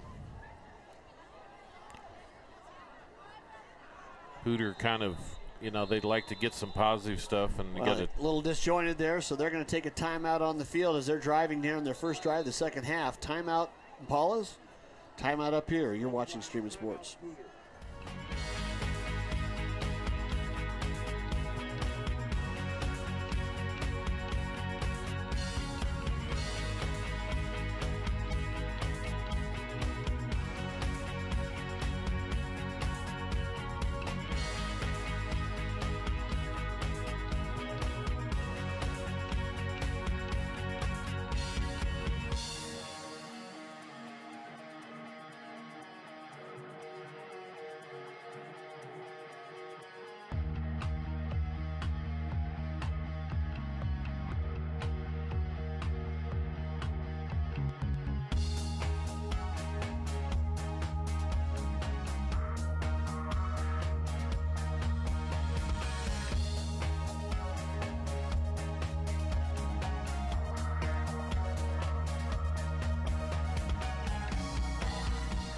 First down snap now. Tarango keeps it, trying to go on the end of the option. Slips one tackle, gets downfield. Rocky Mountain had him technique-wise, just missed the tackle. Credit him with a good move.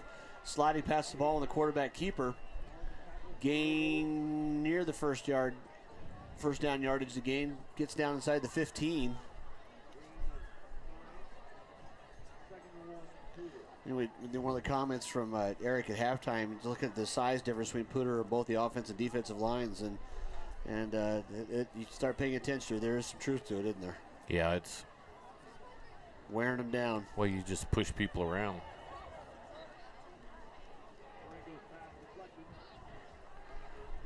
One of the Lobo defenders there jumped up and knocked down Tarango's pass. Luckily for the Impalas, that hit the ground. Brian Incomplete. Crespo, 6'6", 300 pounds out there, 71 for Poudre. Yeah. That's a big boy. He's got about probably close to 100 pounds on anybody that Rocky Mountain's got on defense.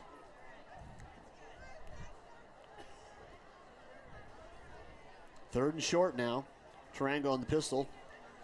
Turn around, give. Satterfield up the middle, dragging defenders away. First down yards and some inside the 10. The first and goal now for the Impalas. So if you're Coach McVicker, you've come out 1-4. I think it's reasonable to hope that you could win maybe 5 games this year, if you win today. But he's got to be happy because these are all juniors. Yeah, both these teams are pretty young.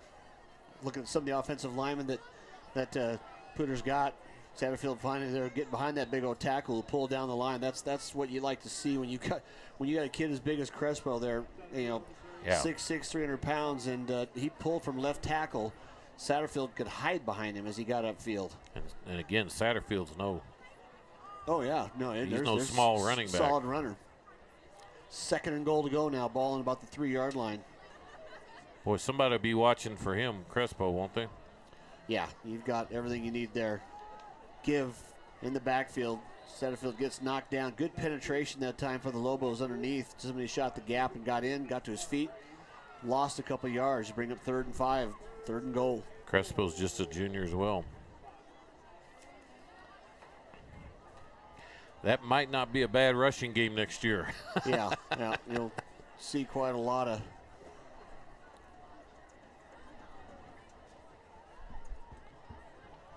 Again, just starting the conference season, so this year's not over when it comes to those kinds of things. Satterfield trying to break the outside. That's just a great play on the Good outside tackle. by guess who?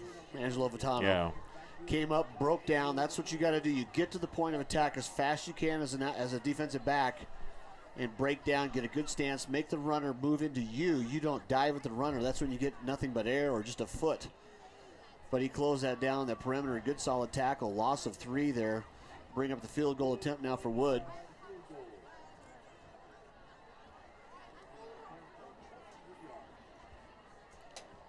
Ball be placed about the 13-yard line. Good snap, good hold. Kick is up, and it is good. So with 4:40 left here in the third quarter, Poudre extends their lead 38-0 over Rocky Mountain here tonight at French Field. I'd like to talk about some of those other games we've got coming up, Randy. We've got some good ones. Yeah, next weekend I believe we've got Rocky and Fossil Ridge. Yep. Fossil Ridge was doing pretty good. Then they went down to Denver. Forget who they played and got whipped pretty good. But and we've got more Greeley West coming. We've got Longmont. We've got Skyline again. In a couple of weeks, we've got Monarch and Skyline, which will be a big game down in Boulder County. Yeah, that'll separate the back and forth. I see number 44 for Rocky Mountain who limped off there. One of the captains, Jacob Bennett's got ice on his knee and crutches, so we certainly won't see him the rest of the game. Yeah, 2 injuries to Rocky Mountain, 2 starters. Doesn't help their cause. So Wood to kick off after his field goal was good. Short kick this time. Come up and take it at the 25-yard line. One break by Vitano around the edge near midfield. Shakes a tackler. Crosses the 50-yard line. Well, he's just always on the ball. You like his courage there. He just took it at full speed, didn't he? He didn't even break stride as he got in among all the bodies, made one move. Well, I think he knew if he could bust through that, there was just one line to bust through. Just a step, wasn't it? Exactly. Credit Poudre with good technique there in the alignment. They were able to get him down, force him out to the sideline, out of bounds. Got one more opportunity to see Loveland. We'll see them against the Lampkins, who are improving. But Loveland Indians are... I would say they're the best team in northern Colorado. Oh, my gosh. Probably for anything north of Denver in any class. Yeah, they're... Poudre to throw. Checks it back. This time pulls it down smartly. Goes downfield for about 5. You talked about that earlier. It's the 1, 2, 3. If you can't throw, take off and run. Yeah, good decision. Yep. Get 5 yards. Next week we'll have Sam Peters back. She took a couple of weeks off, and so our condolences to her and loss of her family, loss of her mother, and she'll be back, and we'll be doing a volleyball game from Loveland High School next Tuesday night. Loveland and Legacy, I believe. 2nd and 5 now. Yancey on the give, straight up field, breaks through, spins off a tackle. Close to the first down line. Oh, you see the headlines on the other side. Yeah, and it's going to be a first down. Rocky needs to. You just want to win the quarter. You want to win a series now. You just start taking small bites. This game is pretty much by all measures out of reach. So you have to do the little things now that get you something to build on for the next games coming up, don't you? Yeah, Rocky would have to score more points than they've maybe scored all year. Poudre pulls back that time, steps away from pressure, but then steps right into it. Nowhere else to go. And we talked about it before, too.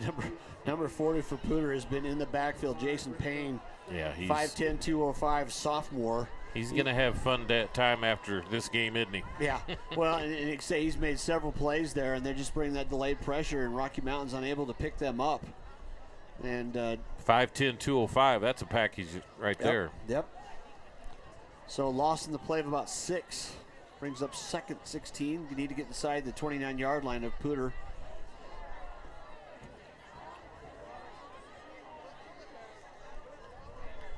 Twin receivers near side, tight end receiver top. Poudre looks to throw, fires that ball just spun out of his hands. You can tell that's just a cold, wet ball. It just left his hand, didn't it? Yeah, you don't see that very often, but we've both played football in cold and wet, and ball just it hurts when it hits you. It's hard to hold on to. It's hard to kick. Yeah, just you can tell, just escaped. He was really trying to wind up and fire that ball, and that one got away, literally. Fortunately, it fell to the turf and incomplete pass.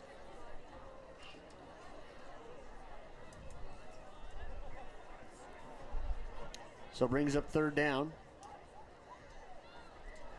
Snap coming, blitz.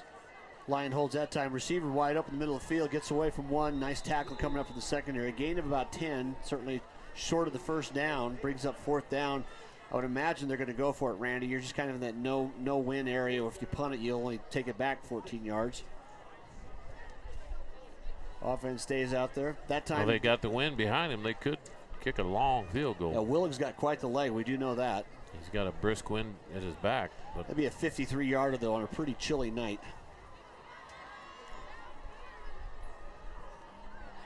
And obviously the coaches know where he's been able to hit from tonight. Yeah, just a cold night for a ball to travel that far. And there's the first down anyway. Didn't have to.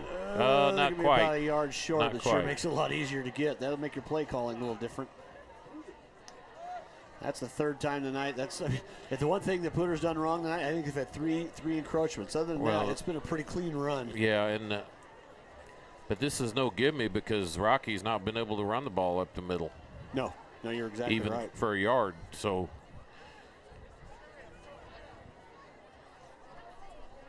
we'll see what they call here. Trips here on the near side of the field, tight end top of your screen. Poudre back to throw. Take his time. He's got a chance, but he's got a man wide open down the far side, caught inside the 5-yard line. And it is. Nice throw, great diving catch out there. Tell you what, he stood his time. He saw the crossing route. And it's going to be 1st and goal to go for the Lobos. Trying to get the number who caught that ball. Nice throw. Boy, they gave him plenty of time to throw it, too. Yep. That was number 10 for Rocky Mountain there, Holden Lefke, the junior. 1st and goal, Lobos. Gives straight up the middle, pushes through in the end zone. Touchdown Rocky Mountain for Yancey.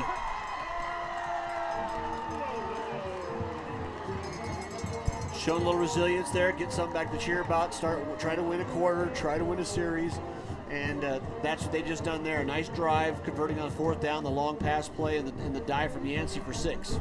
It's so hard for a team in football with a big lead to play with that intensity for 4 quarters. You whether it's NFL, whether it's college, it doesn't really matter what it is. Exactly right. You see it in so many levels. And the kick by Willig is up and good. Changes the score on the first time for the Lobos tonight. They got a crooked number up there. They trail 38-7.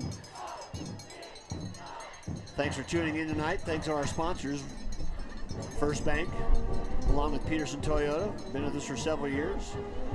Also like to thank Jim's Wings. Jim's Wings, best tasting wings in Northern Colorado. My personal vote.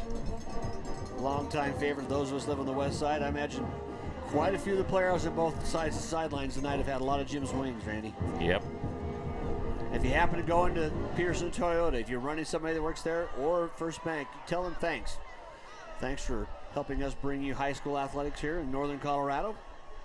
Or you can send us an email, info@streamitsports.com, if you've got a story about somebody who's been able to watch the games from out of town, or a grandparent, or a working parent, or somebody like that. That's people traveling internationally. We'd love to see those stories and share them with our sponsors. And military parents, that's the only way to get to see their kids play on all levels. That's just thrills us to no end.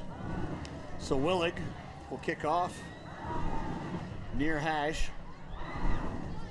Wind behind him, I would have to imagine this has got no chance for a return.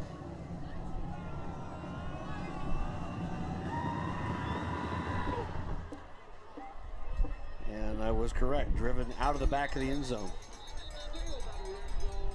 So touchback now, Poudre back on offense. Again, to repeat, we had a soccer final last night. Poudre beat Rocky 3-2 in a thrilling match.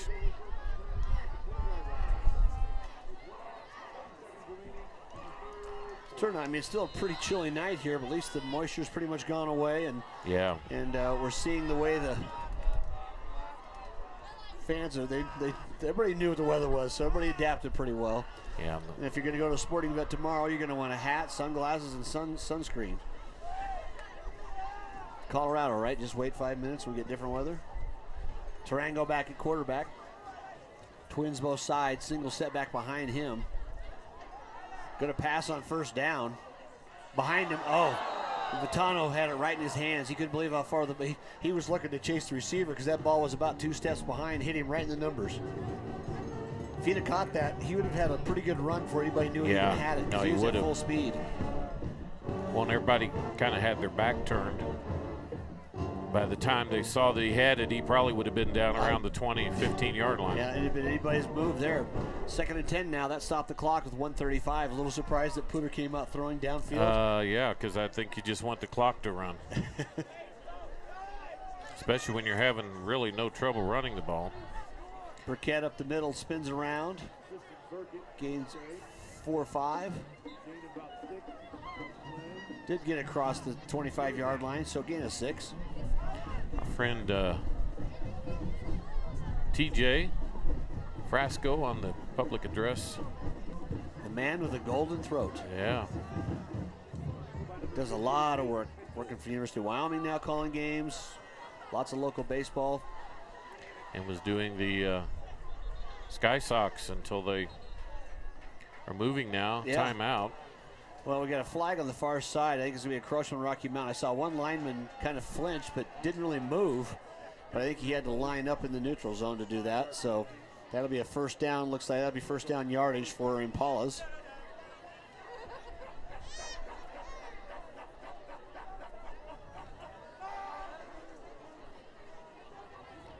Nice job at halftime by the Rocky Mountain Band for all the homecoming festivities. So after the penalty, 1st and 10, the Impalas, trips near side, single receiver top, single setback behind Tarango. Tarango on the quarterback keep again. Rocky Mountain starting to play that a little bit more honestly. He's taking down maybe a yard gain.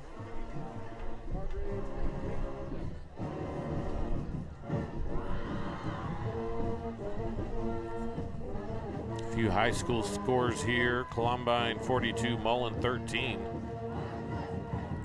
Yeah, Columbine, no surprise just there. Just a perennial. Second and 9 now.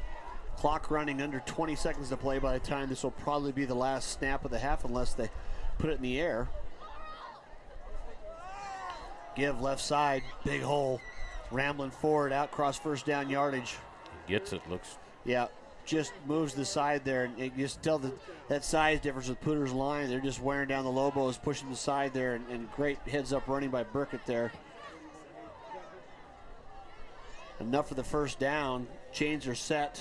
The clock will run, and we're down to just 2 seconds. So that will end at three periods of play here at French Field. Poudre leads 38-7 over Rocky Mountain. You're watching Streaming Sports.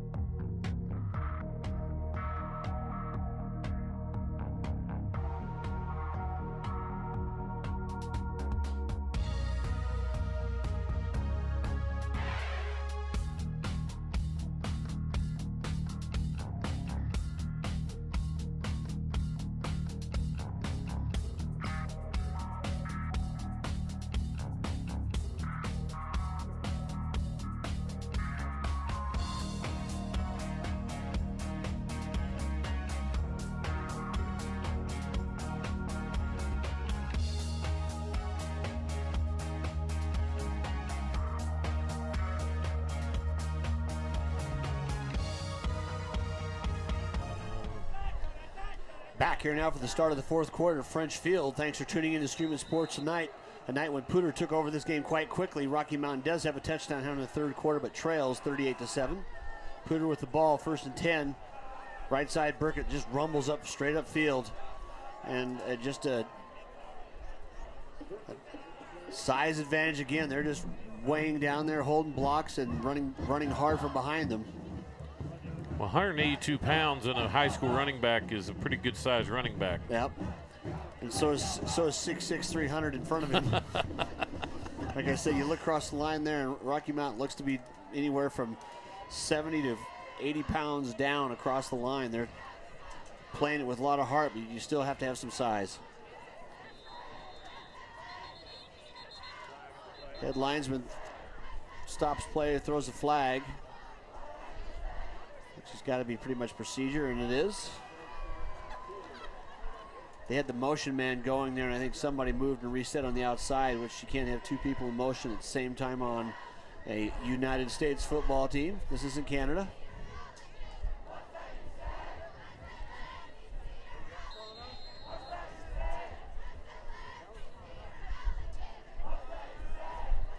So after the penalty, it'll bring up 2nd and 7. Tarango give right side.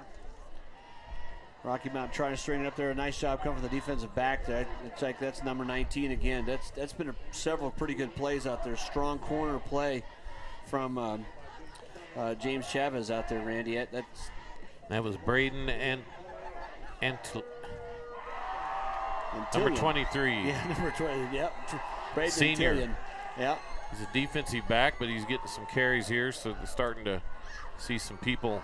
Well, you need to get some other people in. You don't know when you're going to have injuries. They got pretty much the starting lines, it looks like, in there, but you can interchange backs and receivers pretty well, and Coach McVicker's doing that. You need to give everybody a chance for reps when they can.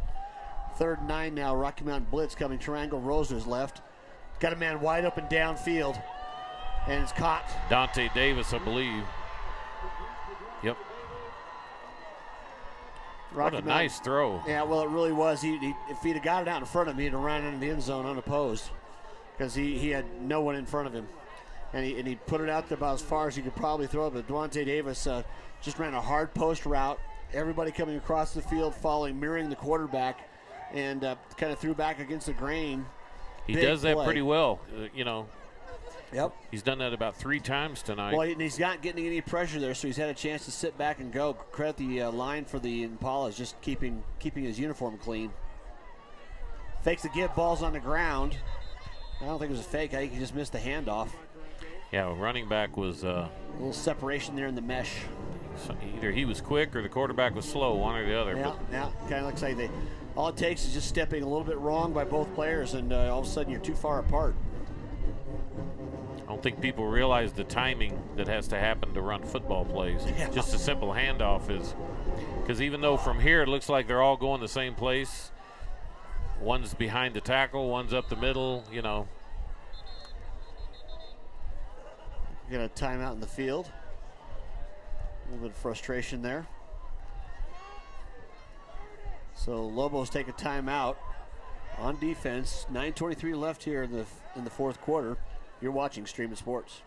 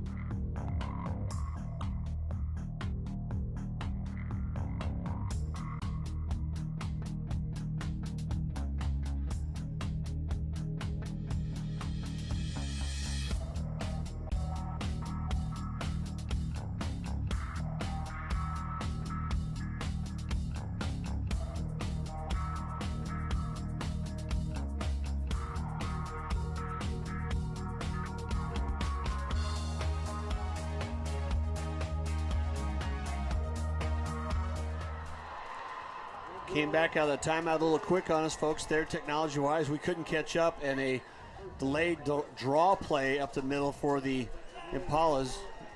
Big hole, just taking it off the left side, cuts back against the grain, heads downfield near the goal line, just inside, gives them first and goal to goal there. Just a strong run, and Brandon Atilian just showing why he deserves a playing time too. Yeah, I was going to say, he's a senior, folks. He had no trouble with that run. Oh, gosh, yeah.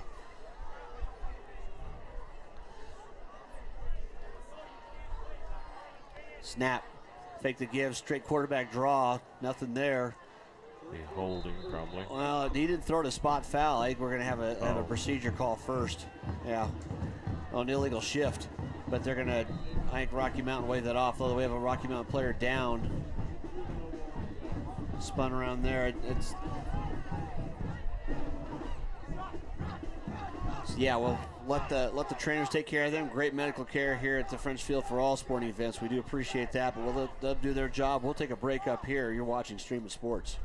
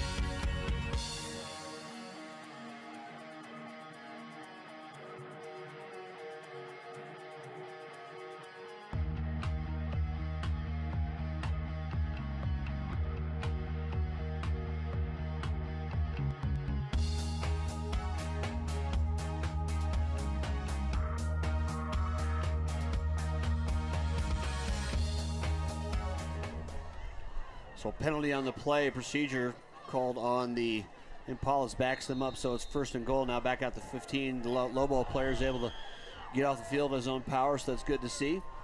Snap, Tarango straight up the middle. Still pushing around, to tell you what. Dragging bodies downside the 10-yard line down to the 8. You think Ed Senior doesn't want to carry the ball? Exactly. You know, he had a Rocky Mountain player draped on his shoulders for the last 5 yards, but like I say, just, you know, sometimes it is the size of the dog in the fight. He's strong running back and 5'10", 175, senior. Yeah. And Tillian, he got him as a defensive back, but he changing that over pretty obviously can tote the run mail. the ball. Trying to give, fakes, rolls out to his left side. He's going to try to fire in the end zone. He's got a man open, hits him. What a beautiful throw. So despite leading 38-7, Poudre's still throwing and completes it in the end zone. Nice throw by Tarango. They got to play. They got to run the plays that are called, don't they? Yep. But puts them up 44-7 with 7:47 left.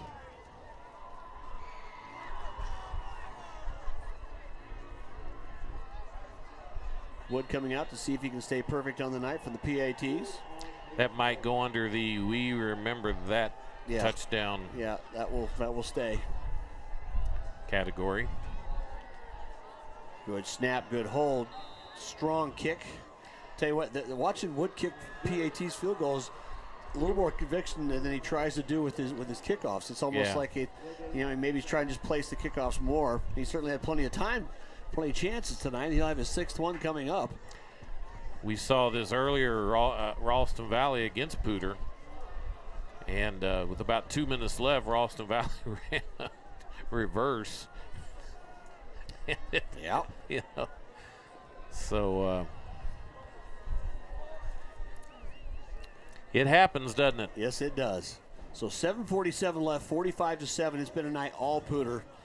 Rocky gave them several extra chances in the first half. Poudre capitalized on every one of them. Rocky Mountain playing a little bit more even up here this half. Poudre certainly salting in more reserves, giving a lot of kids chances to play. Well, it's the best we've seen Tarango play. Well, he's played it really. I'd say he's a player of the game, really. Yeah, outstanding game. Another Pooch kick. Trying to angle the sideline. That was almost should have been let go because it had gone out of bounds. Vitano takes up field, makes a couple of misses, got the edge. Only the kicker to beat. Gets by him, tripped up past that. Now they're saying a fumble on the play. The ground caused that. Yeah, I think you're right. Line judge says, nope, Rocky Mountain ball, 47-yard line. I think you could say there's one shining spot tonight for the Lobos. It's been kickoff return. I don't think they've been held inside their 30 once. That shows you what a weapon really is. If you like Willig, where you're rarely ever going to have a return for the Lobos, he takes it out of the end zone for touchbacks every time, and that is a going further in the playoffs kind of deal. Strong in all aspects of the game. 1st and 10, Rocky Mountain. Poudre back to throw. Blitz coming in, has to get rid of it. Good pressure coming straight up the outside, number 43. And that's Sage Brewer there. That's one of those where he just needs like a pump fake to freeze him and then step to the side.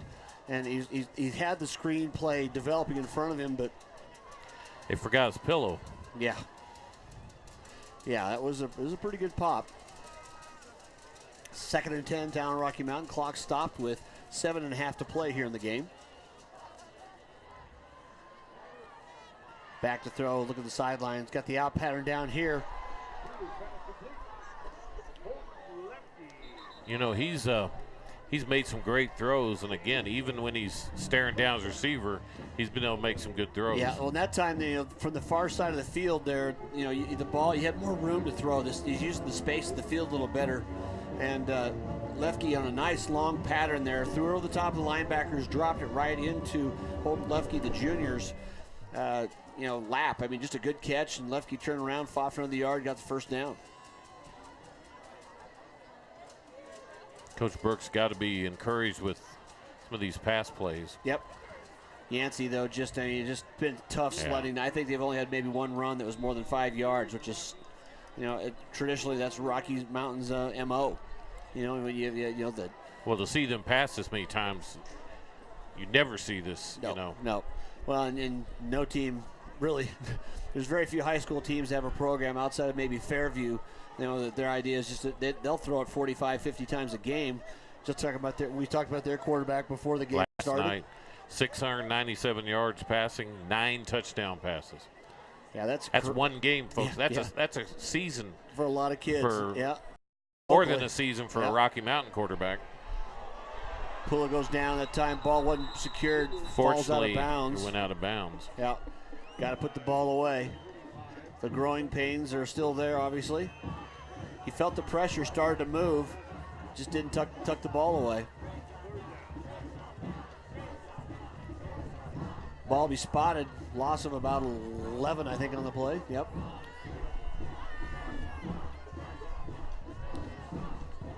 Clock stops, though. The ball does go out of bounds. 6:16 left here to play at French Field.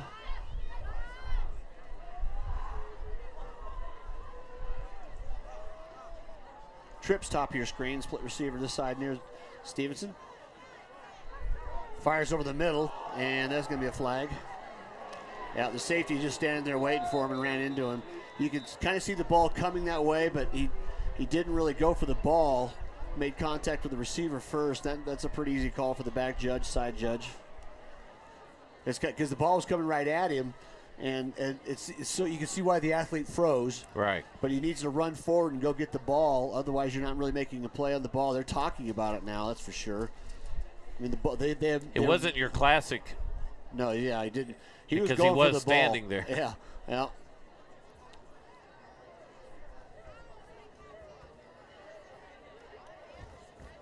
Now they're right now basically looking where the line of scrimmage is so they can mark it off. It is a pass interference call. This must not be the holding team, so have not had a ton of holds. Yep. Remember, we have the one team that Crews have a personality of their own. When they say that you could call a holding on every single play, and they do. They're the ones that put the every single play almost in it. So after the penalty, down over and yard to gain, still about 4 yards away. They'll move the ball up. 41-yard line, need to get across the 37. Poudre steps, snaps, throws. Just a nice job of getting tall, getting it out of his hands. Puts it right on the target to Connor Stevenson there. So you can kind of grow with a couple receivers here. You got Stevenson, your possession type receiver. You got Jennings, the tall, the other outside threat there. You got a sophomore quarterback. All three of those kids were on a pretty good freshman team last year. That's the things you got to start looking for, but you're going to take your lumps along the way. It's pretty tough when you're playing that many underclassmen. Well, and it's pretty tough when you're playing the kind of schedule they've been playing. Snap again, quick out pattern throws, just a little low. Good catch and get up on his feet, though. Trying to get downfield. I think that was Stevenson again. Yeah, it was. That was a good catch. That was a really good catch. He didn't quite step into that ball. It kind of came to him low and caught it, did the running back drill, the old pat drill, put one hand down, got his feet back going, and still got 3 yards. And that's what you talked about earlier when that ball, when it gets there a little quicker, when he's got a little bit more arm strength, he gets that ball in the numbers and doesn't have to take a step back. It becomes a much more effective play.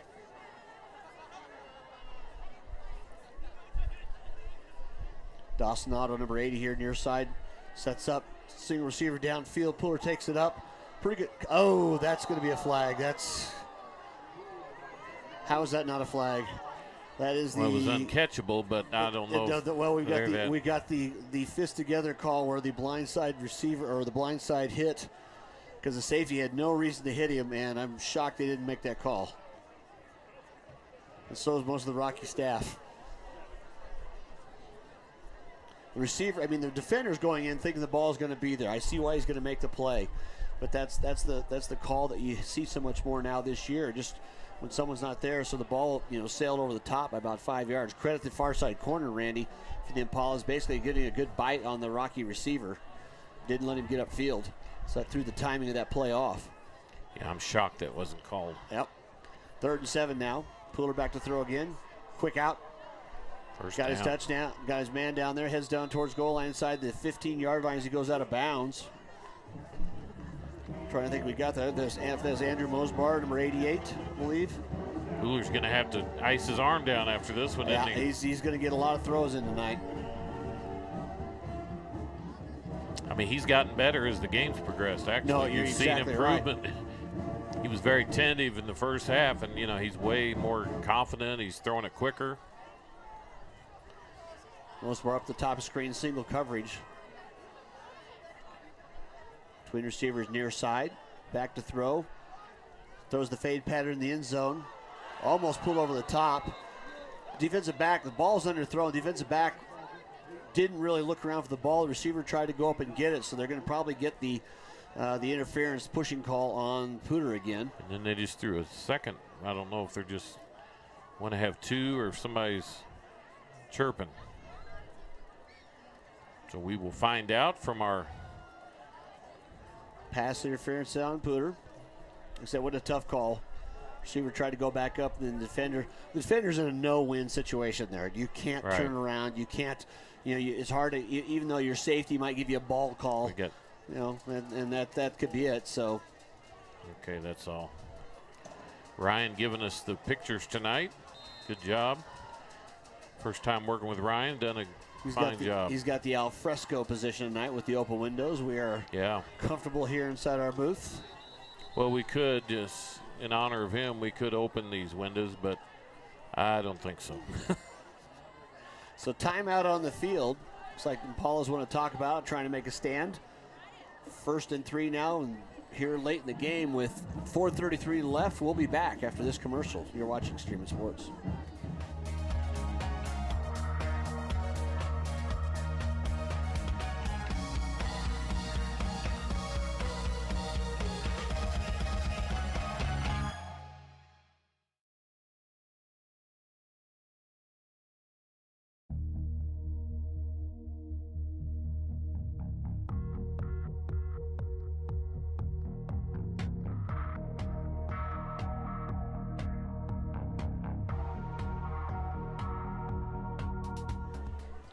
Back here live now after the timeout. 1st and 3 after the interference penalty. Lobos got the ball, goal to go.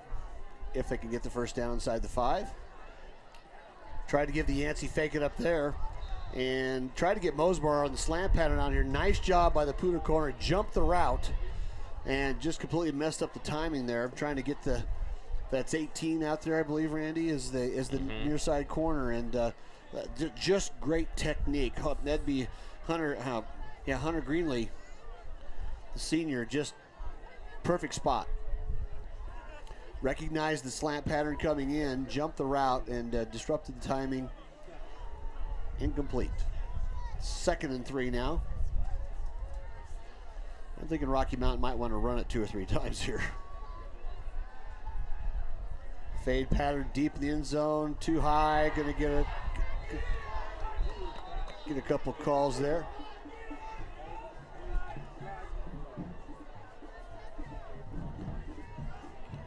I think you're right, Randy. They're really letting Poudre get a lot of reps this second half and trying to really work on that throwing game.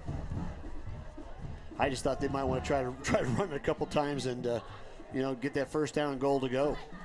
I have no opinion on that call because it's down in the coffin corner. No way for us to see the dark side of the moon. What really happened down there, but I know there was a few Poudre coaches to the south of us who was not particularly happy with that call. Well, they want their kids to keep competing, and it's so hard to play end zone defense. Yeah, I didn't see a bunch there, but again, I'm not down there. So after the penalty, Yancey up the middle, gets a little crowd there. It's 1st and goal to go. He might have gained a yard and a half. Poudre is just completely stuffed. Yeah, the run game tonight is not there. Great job up front the way Poudre's played defense all night long. And to be a little bit fair to the Poudre defense, they're kind of in a prevent. They're letting, it's good for Rocky, but they're also letting them have everything up front. Yep. So stay around there. But you take what they give you. And it don't really matter. Yancey set to the side.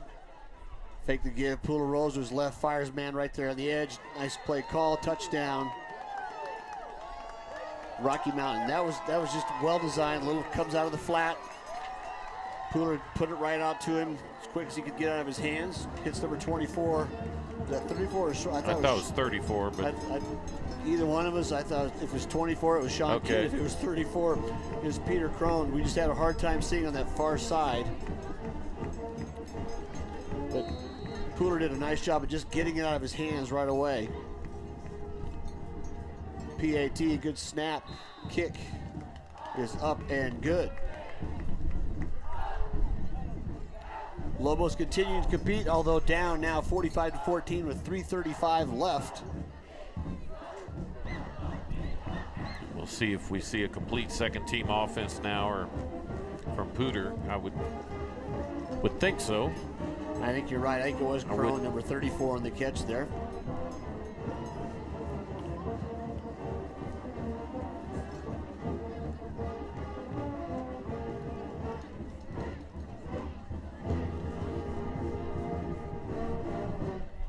So the Lobos will be kicking off. We kind of imagine that you'll probably see just run out of Poudre now, and you could, you get a first down, you get 2 first downs, the game's certainly over. And next week we have volleyball, Loveland and Legacy on Tuesday. Then we've got Loveland traveling over to visit the Lampkins. That should be a good one. Loveland's volleyball team, I believe, is 3rd in the conference. And then Friday, I think these Lobos play Fossil Ridge. Yep, back here at French Field. Kick taken that time into the wind, a little short, be able to return. Good coverage though down there. Ball down, actually. I think he just actually took a knee. He did. Yeah. It's a kickoff, so he probably thought he's trying to stay in bounds. The clock is still running. It's a kickoff. The play does stop until. It's going to stop anyway. Yeah. Yeah. So 3:28 left.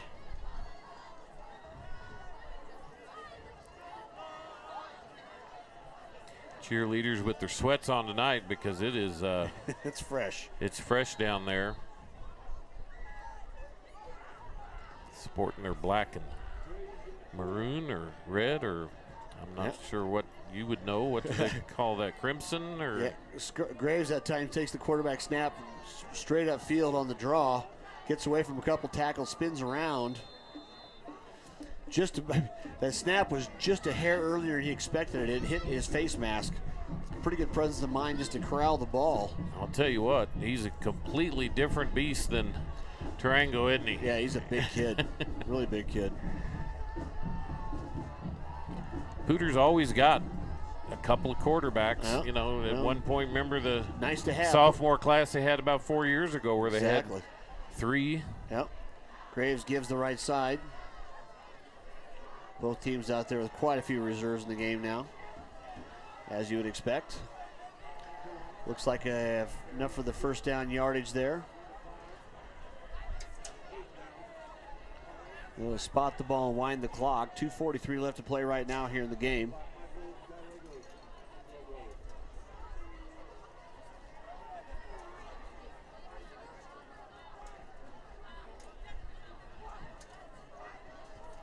I'm excited to see the Lampkins again. Lampkins have a couple of their players back. Moore is back and made a huge difference in the last game we broadcasted. Handoff that time up the middle. Moves along the right side. Cut there again. Antolon again there. 54 on the Lobos for the tackle. Gavin Kopp, the sophomore. 2nd and about 9 now for the Impalas. People have hung around here. Oh, yeah. You might as well stay. You're already warm enough. Graves trying to get away. He's going to be swamped under there. Just lose about 10 yards nearly. Clock running under 1:40 to play. All about the footwork there. Yeah, there was some confusion there, wasn't there? It's kind of like you're playing and trying to just kind of sit still, knowing you're just trying to run the clock out right now, and you don't have the mental edge. It's tough to tell a kid to go out there and compete right now when the game's over. You just have to watch the clock run. Graves again on the option, pitches it out. Good read. Back goes out of bounds after the option catch there. Tommy Thomas, the wide receiver. He was trying not to, but he's so light. Yeah, yeah. The guy hitting him. Yeah, it says 5'6", 109. He had no chance. Yeah. He stopped and didn't want to go out of bounds, but he knew what to do. The defender, the mind was willing, took him right out of bounds, and he didn't have much choice about it, did he? Tobias Martinez, the sophomore, number 25, back deep for the Lobos for the punt. Punt driven downfield, going to bounce about the 42-yard line and stays in bounds. Clock just running there. No real Look who's damage. still on the punt team there. Number 36. Huh. Well, Look who was first one down. Yeah. Well, and not in high school, you don't have a you backup don't. punt team. Yeah. And trying to organize that is on the fly is pretty tough to do. So the Lobos get one more chance at it. Looks like 54 seconds left. Poudre comes in from the sideline with the play call. Looks like the band is going to go out and play another number. They're kind of known for that, I believe, playing after the game. Get a little chance here, too. We'll see. Poudre back in the shotgun. Steps back, looks, steps up in the pocket, fires a deep downfield. Just out of bounds. He had Jennings. I think it was nope, that was number 88 again. I thought that was Jennings. I see that 8 and the 2 and keep twisting him around, but no, that was Andrew Mosbar, the senior. Ball was thrown out of bounds. He really didn't have a chance for that one. He throws a nice ball, though. Yep. Certainly a quarterback for the next couple of years look there. It's a good night for him to get a lot of reps, as you were talking about. You got to make a little bit of something for the future, don't you? You take your lumps early and they pay off later.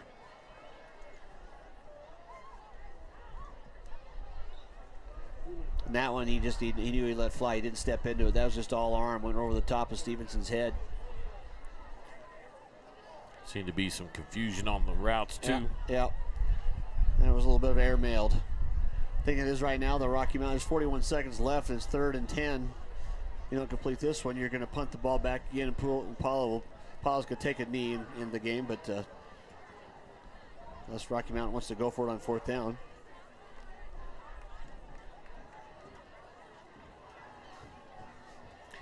Ding-a-ling-a-ling-a-ling-a-ling. Yeah. Wait for that phone. Poudre blitzing, steps up around. He's got a lot of room to run. First down yardage close to it, and gets out of bounds smartly. That's the way to know where your marker is there. Good play by the sophomore. You're right, Randy. Earlier, just seeing this quarter and a half, he's been at the helm. I mean, Brownlow got hurt; he was not going to come back in the game, so it's been all 21 just not leaving the game. Poudre, I'm trying to too many names going in my head here, but Poudre just improving as the quarter goes on. He's had some balls thrown. He'd like to have back, but you got to throw them. You got to have those chances, and this is just invaluable experience for him. 1st and 10 now. Rocky Mountain's trying to separate on one tackle, spins out, looks upfield, and just gets rid of it. Saves the sack. Stops the clock with 24 seconds.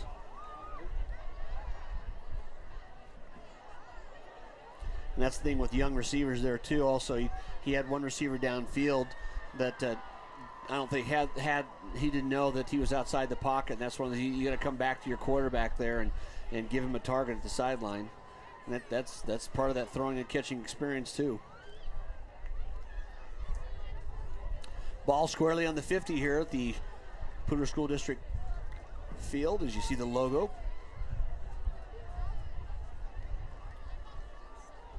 Looks downfield, steps away, a little bit of pressure's got it, hustle.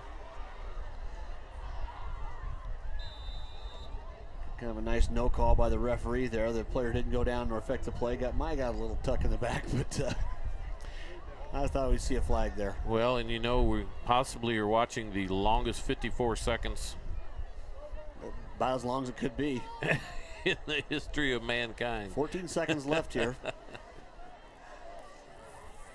The guys next door have solved the clock issues. It hasn't been blinking on and off this half so much. Must have fixed it over there. So crack team working on our electricians. 3 receivers top of the field. I would look for something on that wide side. Just try to take that streak pattern. Fires his way. Got the man the flat. Once again hits Yancey out there. Just a little underthrown. Allows the defender to come and get him. That's going to be the end of the. And that should do it. Tackled in bounds. And that's it. Not much to say about this one. Poudre came out. They came out aggressive. They came out strong. Rocky came out on their heels for some reason and timid and too many mistakes. Made lots of mistakes, and Poudre capitalized it, and that's pretty much the story of the game, 45-14. And that's going to be it from French Field. Again, we've got volleyball Tuesday and Thursday next week. And we've got football again from French Field next week as well, with these same Rocky Mountain Lobos and the Fossil Ridge Sabercats. So for Ryan and David Haase, this is Randy McCoy saying we'll see you next week.